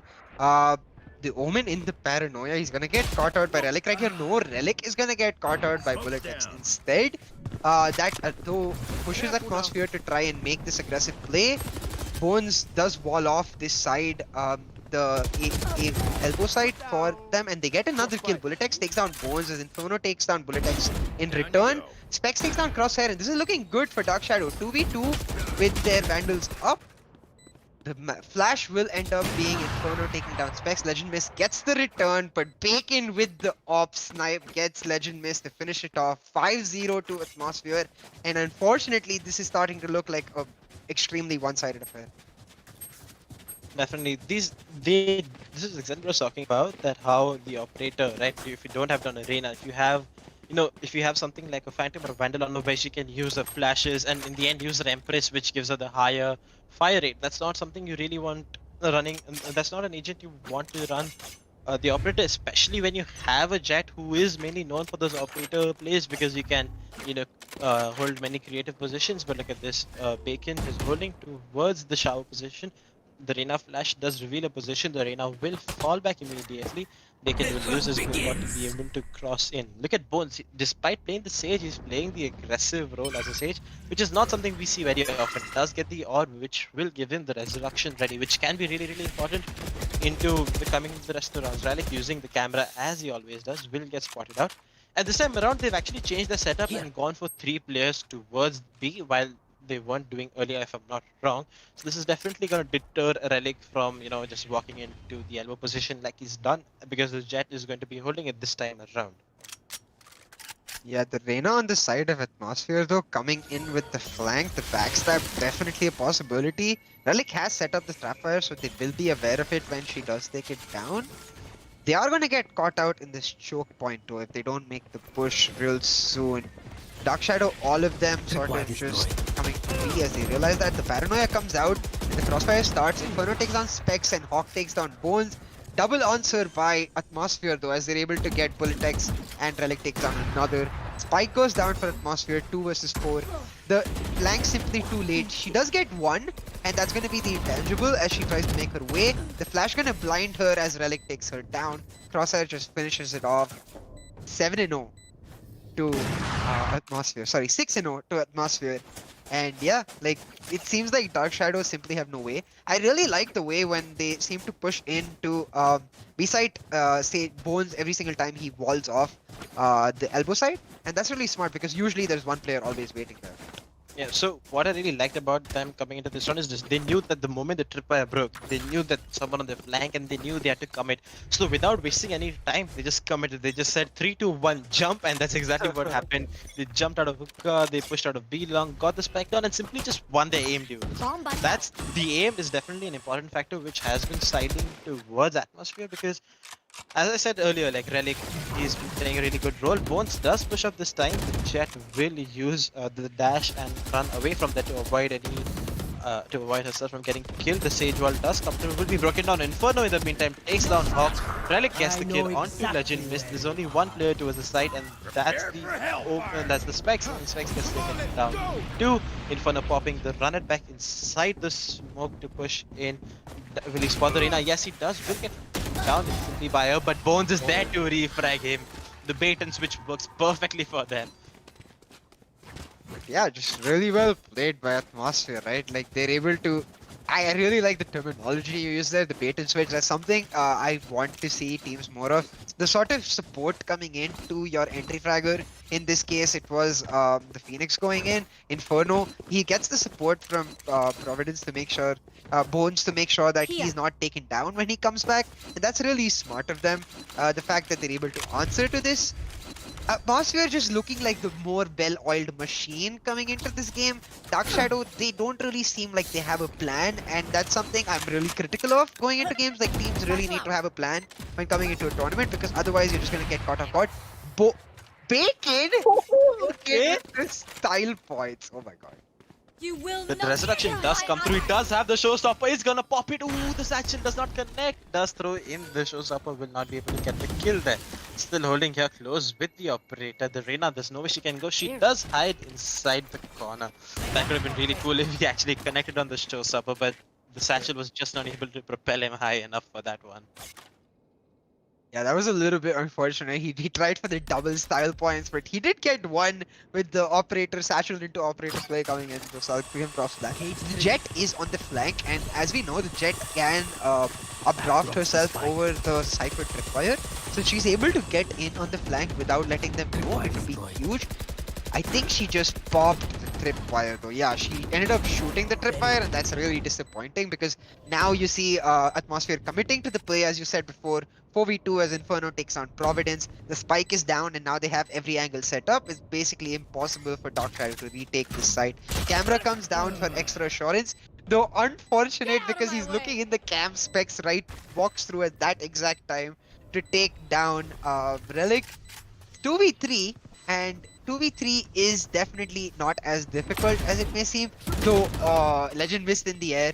Legend Mist and Specs got caught watching the same angle right there. Specs does end up getting a trade kill. He's gonna end up saving now. But that's not good. You never want to get caught in like a competitive tournament especially. You never want to get caught watching the same angle, right? Yeah, and the issue was Legend Mist. He does hover in the air as Jet because that's a passive ability, and that does have a really loud sound cue. So Inferno knew exactly where the Jet was. She revealed her position that way unintentionally, of course, but that does, you know, allow Inferno to peek right out and put a bullet through her head and going to get a kill. But that also means one blade storm off the board, right? The Jet Legend Mist did pop his blade storm that round, but was unable to get anything with it because he got taken on. That unfortunately will not carry towards the next round. They do have the Empress from the Reyna and the orbital strike coming out from Brimstone, which could really help them with area control. And I mean, the Empress, once you heard the Empress, I'm just running away. That's me. Look at this, a double TP push. The Paranoia comes through. They're gonna aggress based on this now, and there comes the flash too. The smoke is gonna block off the portal position, and the teleport comes through inside the smoke. Do they expect it? No, it's not. This coming towards the hookah. With this Legend, the whole of a lot of the players have rotated towards the B side, and look at this. And now AtmosFear are going to capitalize based on this because there's only the Reyna towards the A side, and they're gonna run right into A side. Given how long the rotations will take, they should be able to walk into free side. Just as I said, Inferno gets the opening kill, and now the spike will come down at any moment. Bones coming up close with the spike. And Inferno is actually pushing through the smokes, trying to get an aggressive position, but the orbital strike is gonna stop the spike plant for now. Brimstone does drop down specs. He's holding close to. Ooh, he gets the kill onto Inferno inside the smoke. Bones is here too. He gets one as well. 1v3 situation for Bacon. The spike diffuse is coming through. He's far away from it. Does not land the first shot. Will try to do what he can with the diffuse should come in. Just gets a 3k. 8-1. They avoid the 13-0 humiliation coming into this into their round of 64 game. Yeah, definitely. Like the first win coming in for DarkShadow, and even though it's very likely just over for DarkShadow, talk to me about like their attacking potential. Like not having the Cypher definitely affects your defending capabilities, as we can see. Does that, however, since they have the Reyna perhaps instead of the Cypher, or the Jet instead of the Cypher, because I would have the Brimstone, Omen, and Sage irrespective. So does having this extra duelist make you better on the attack, perhaps? While I do like the Jet play, like you can dash through, we all know how strong Jet is with those shotguns, right? You can put a shotty on the Jet, and look at that, Bacon does get the opening kill with the operator under Providence. Providence has been challenging him for multiple rounds towards the shower side on the back of the Leah, but he hasn't been able to get anything much done with it. The attack is right now split into two. They've gone towards A shot and aggressed towards B long. It looks like it's going to be a teleporter play with the three of them jumping in from Hookah. Inferno does have to run it back, but they're just wasting utility at this point. This is so smart. They're also putting out rotations. Legend Mist is going to rotate back to B. He's not thinking about it, but that's not going to happen. And now they've left the Brimstone alone towards the A side. Joke's over! You're dead! Yeah, this is starting to look like really smart from AtmosFear. Basically, like they did very similar thing last time, where they're able to just collapse. Inferno, though, he's going for the full flank with the run it back. He's trying to get any information he can on A side, and that sort of prompts the Omen from the side of DarkShadow to come back to A side, and that's gonna end up being a 4 versus 2. Oh my god, Bacon with another snipe takes down Legend Mist, Bone takes out Hawk. Inferno, meanwhile, he's 1v2ing on the A side as he takes down Specs. That's gonna be 9-1 to AtmosFear, and they're just annoyed as they get a flawless round. They're annoyed, like, how dare you take one round from us? Let us finish this game even faster now. This is exactly what we saw coming up from AtmosFear even in the pistol round, where despite Relic getting the opening kill onto B, they used those Brimstone smokes on Crosshair to pull back the defenders towards the A side, and once that took place, once the rotations were through, they just jumped onto B side. So they're definitely giving the attackers a hard time because the attackers have zero information because they don't have a Sova, they don't have a Cypher. We just keep coming back to the lack of a Cypher, don't we? That's just one thing that's really harming DarkShadow right now. The double duelist and double smoke play not really going in their favor, especially on a map like Bind. The Paranoia does come through. Bullet X is going to get his first kill, but will get traded out by Crosshair X in an instant. Sorry for interrupting you there, but the action is too hot not to follow. Bones does pop the reds on the Inferno. The Sage Wall will come through and the spike will go down. The defenders are now rotating in towards the A side, but Bacon, as quick as ever, onto Providence. Again, bests him in the 1v1 situation in Shower. Despite how close range that was, the Null Theft is popped, which... Oh, sorry, there's a Cypher camera dart coming out from Redick, which does reveal the person's position. Bacon holding close, does throw the satchel out, will peek again and doesn't land the shot. Legend Mist and Specs will get one each. Relics does spot Hawk. 3v2 for AtmosFear in their favor. Specs is down to 28 HP. Legend Miss, he peeks, but Relic's expecting that. Bones, he gets caught with the heal in his hand. 1v2 situation. Relic puts a bullet into Specs. 3 kills for Relic, and Specs falls right into the teleporter. Yeah, you're definitely right. Like, the lack of any information whatsoever. I mean, I would definitely still prefer Cypher over Sova, but if you don't want to run the Cypher, maybe nobody in your team can play Cypher, just run the Sova. Sova is like a relatively simple agent, and the fact that you have like 2 recon abilities on your kit is so huge coming in because you're able to actually get some information, avoid the smokes. Having said that, since they are running a double comp, would you maybe like take out the Sage instead for like try to run the double smoke comp, take out the Sage and run the Cypher or the Sova with the double smoke? Would that work?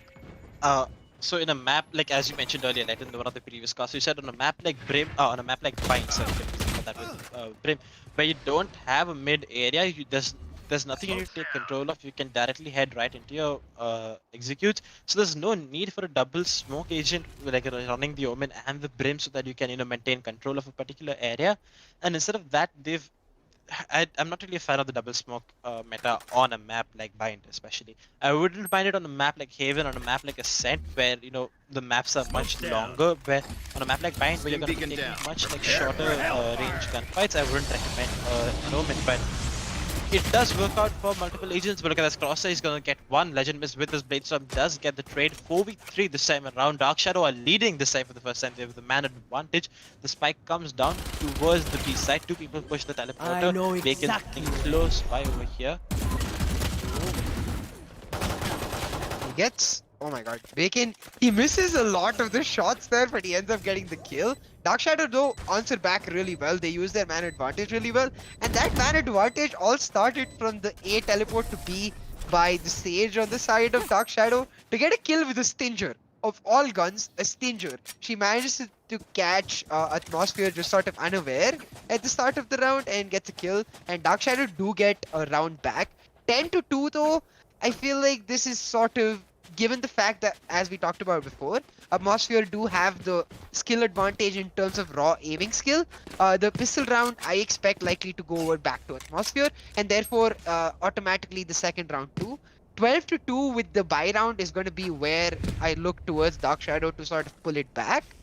And as you said, Dick, the double smoke sort of doesn't make sense when you don't have a mid site you can control. So I'm expecting that this is more of a comfort pick for the side of DarkShadow.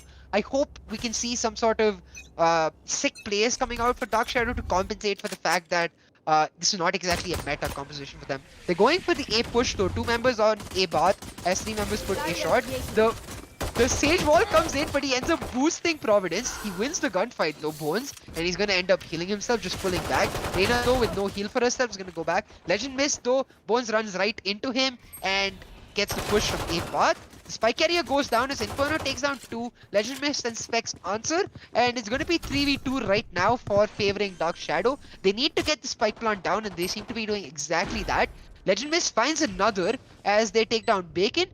3v1 for DarkShadow. It looks like, I'm gonna be wrong, they're actually gonna end up winning the pistol round, which is gonna be absolutely huge going to the next round. Relic though, if he has something to say about him. Oh my god, Relic with 3 kills. He's gonna be like, nope, I will prove you right, CA, and he just takes down everybody, and AtmosFear just instantly win the first pistol round on this side. And that's what I was talking about, right? The raw aiming skill of Relic, beautiful. Ooh, that was really well played coming out from Relic. Like, gets one tap, and does win the round for AtmosFear. 11-2. I would hope that given the fact that they got a spike down and just one surviving member, that DarkShadow do force up with Spectres. But let's take a quick look at the scoreboard that we have coming up in this at just after the first pistol run gets over. That camp position, I did not know about that. That's really cool. You can just why the camera plays there is really good is because it lets him spot B long just as he just did, and it allows him to aggress at the back of it. Look at it. Look at how fast he's gone. He's like a Ferrari the minute he sees no one. He's like, I'm just out of here. But look at that. Relic, he gets the kill onto Providence on the back of that aggression. And now we just know that the rest of the attack is coming towards the A side. The rotations are through. We see 3 members coming out on the flank. Relic and Bacon and Inferno will be pushing the attackers from behind. The push is coming in towards the A side. The Crosshair does use his Molotov to burn some time, but that doesn't matter as Bones is getting the first kill. The open holding close by to the green boxes. Bullets will take down Bones, but in Crosshair and Bullets, they cross sides with each other. Do they know what's happening? Yes, he does. Bacon does save the day, and Inferno will wrap things up. 12-2. The map leading towards AtmosFear. Yeah, that situation reminded me of the Umbrella Academy Season 2 meme, where like both of them are just staring at each other as they drive by, and thankfully Bacon is there to clean up, and 12-2 to AtmosFear is to be expected. And that's really interesting, guys. Viewers, do note that Cypher is not like that one-trick pony who just has to sit in B site and wait for the opponents to come to him. You can use that camp placement to leverage the fact that you likely have better guns over the opposition, take the aggressive route and use that better gun to get a better gunfight and get a pick just like Relic did. Relic is going to play aggressive again though as he gets one onto Hawk, another likely onto Legend Miss. Their gunfight going on between them. Legend Miss is going to back off though. Oh no, Relic is going to find him, and Legend Miss was carrying the spike. Neural Theft just to seal the deal. 5v3, 4v3 for AtmosFear as they try to look to finish it off. Relic takes down another with Providence now, and Relic's having an amazing game. 4 versus 1 for AtmosFear. That's gonna be GG well played. Specs is the last member surviving from the side of DarkShadow. He takes down No, he barely takes down one, but that's also denied as Relic gets his fourth. Just like that, AtmosFear will be moving on to the round of 32. Congratulations to AtmosFear, and well played by DarkShadow to try to put up a fight against them. They did hold true to the aggressive playstyle we saw coming in from them on the previous map. This time around, definitely not opting for the breach and going in for the bones on the sage instead of the breach this time around. Now let's take a quick look at this AMD replay. Relic not leaving anything for his teammates. Specs does try his level best, but Relic's just faster at him. Taking a look at the scoreboard, Relic 422 ACS, 26 kills, 5 that's 4 assists. Boy, that's a really, really good game coming out from Relic, but Inferno and Bacon do follow through and Bones and Crosshair to finish up the deal for his team. Hawk not having the best game of his life, and Providence too, despite playing the Reina, but a great game coming out from Atmosphere. I did expect it to be a lot closer given the fact that on the previous map we saw Dark Shadow holding a much closer scoreline, but Atmosphere, I love to be proved wrong when I'm casting a game. I'm not gonna lie. So great game coming out from Atmosphere. Yeah, brilliantly played by Relic especially, and let's relive his brilliance through the AMD relive moment right here as we get to see the really sick plays that Relic kept making, especially like yeah, right here he got the kill right here onto the other side. He pushes on, gets 2 more specs versus and Legend Mist. If you had anything to say though to Atmosphere in like the fact that they have opted for an aggressive playstyle, maybe some differences in the way they played because they go further into this competition, it is going to get tougher for them. I am not, to be honest, as a person, personally, I'm not really a fan of the double duelist lineup. While it is working for Atmosphere, I personally do not like to do that because I would rather have a Sova or something for an information play. But the odd case for this is obviously Velocity Gaming because we saw how they utilize the Jet and Amaterasu. If teams like that can make it work, there's nothing like it. Well, I like teams to have a Sova or something more on the information side, but if you can play around it without it, there's no particular issue with it. So I'm not really a fan. I'm not really gonna suggest any changes from Atmosphere, but Shadow, if they didn't go for a double duelist lineup, and if they rather had something like a cipher or something more information based, I definitely think the game would have been a much closer game. For sure, you want your comp to be balanced as much as possible as you look for it, and we saw that sick play coming from Relic as we see this moment where Specs was just phased by the flash coming in for Inferno. Inferno able to clean up. Relic just had a brilliant game overall, every single, and I really like the way he's able to aggressively pilot the Cypher. It's not something we get to see often. Usually, we see Cyphers playing very defensively, and it's something that shows the viewers exactly the different types of play styles you can use when coming to these champions. That though, having said that, is going to be the last game of the day for us for the round of 64. Tomorrow you can catch us back in action with the round of 32.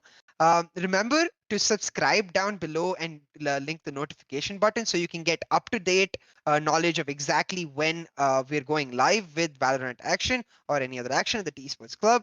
And remember, if you want to be a player like Relic, if you want that top-class sound knowledge and you want that spatial surround, go check out the discount code, go shopping, get yourself a sick headphone like me and Rex Streams are wearing.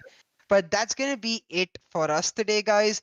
Oh, almost forgot, remember, to sign up for the second round of the TEC Challenger Series coming back to you. Make sure you get your friends, get in on the action, face up against these teams and find out how to get better, right? There's no other way to get better than to play against the best.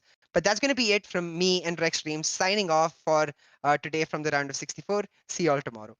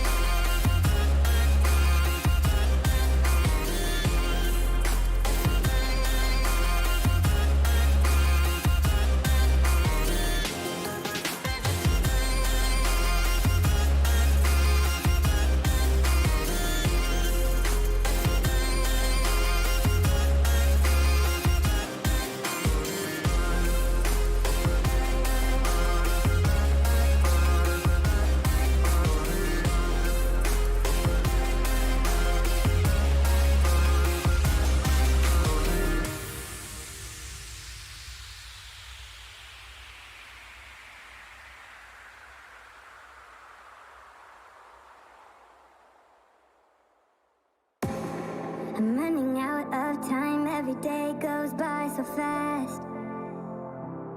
And every moment counts, baby, I don't wanna miss a thing. We can sleep under the stars, we can sleep under the stars, or hang out in hotel bars, driving somewhere in your car. We can sleep under the stars, we can sleep under the stars, under the stars.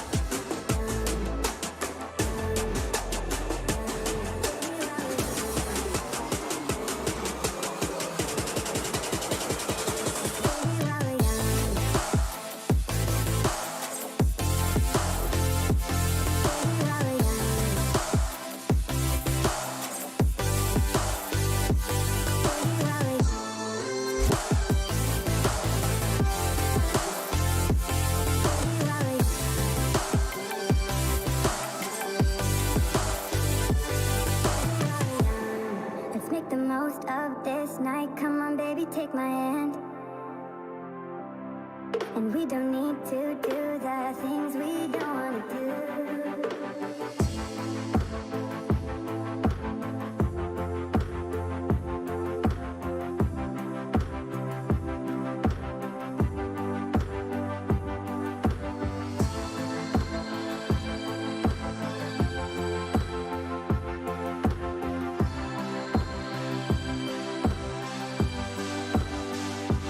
Baby, while we're young,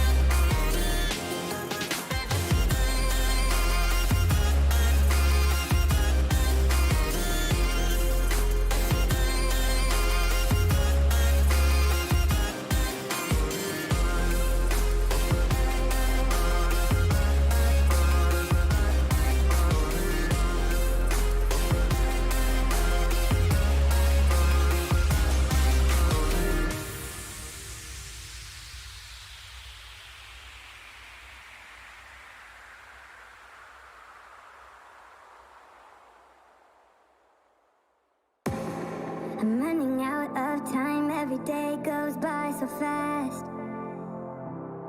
And every moment counts, baby, I don't wanna miss a thing. We can sleep under the stars, we can sleep under the stars, or hang out in hotel bars, driving somewhere in your car. We can sleep under the stars, we can sleep under the stars, under the stars.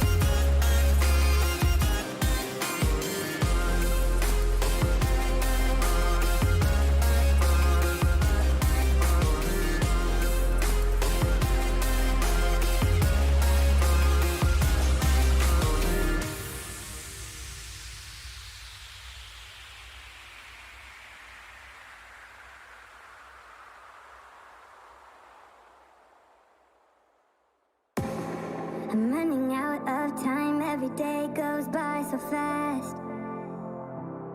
And every moment counts, baby, I don't wanna miss a thing. We can sleep under the stars, we can sleep under the stars, or hang out in hotel bars, driving somewhere in your car. We can sleep under the stars, we can sleep under the stars, under the stars.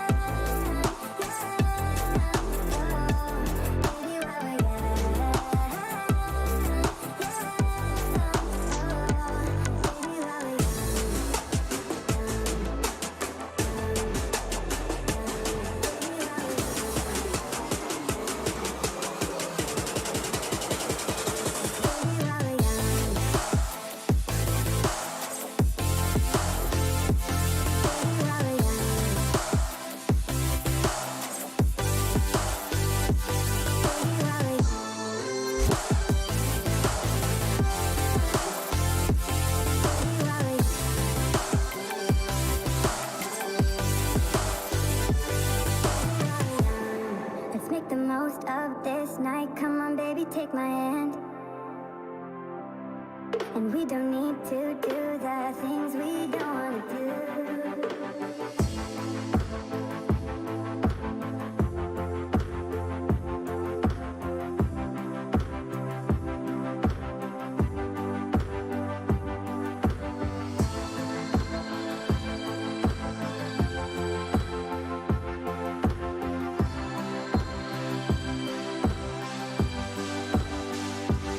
Baby, while we're young, baby, while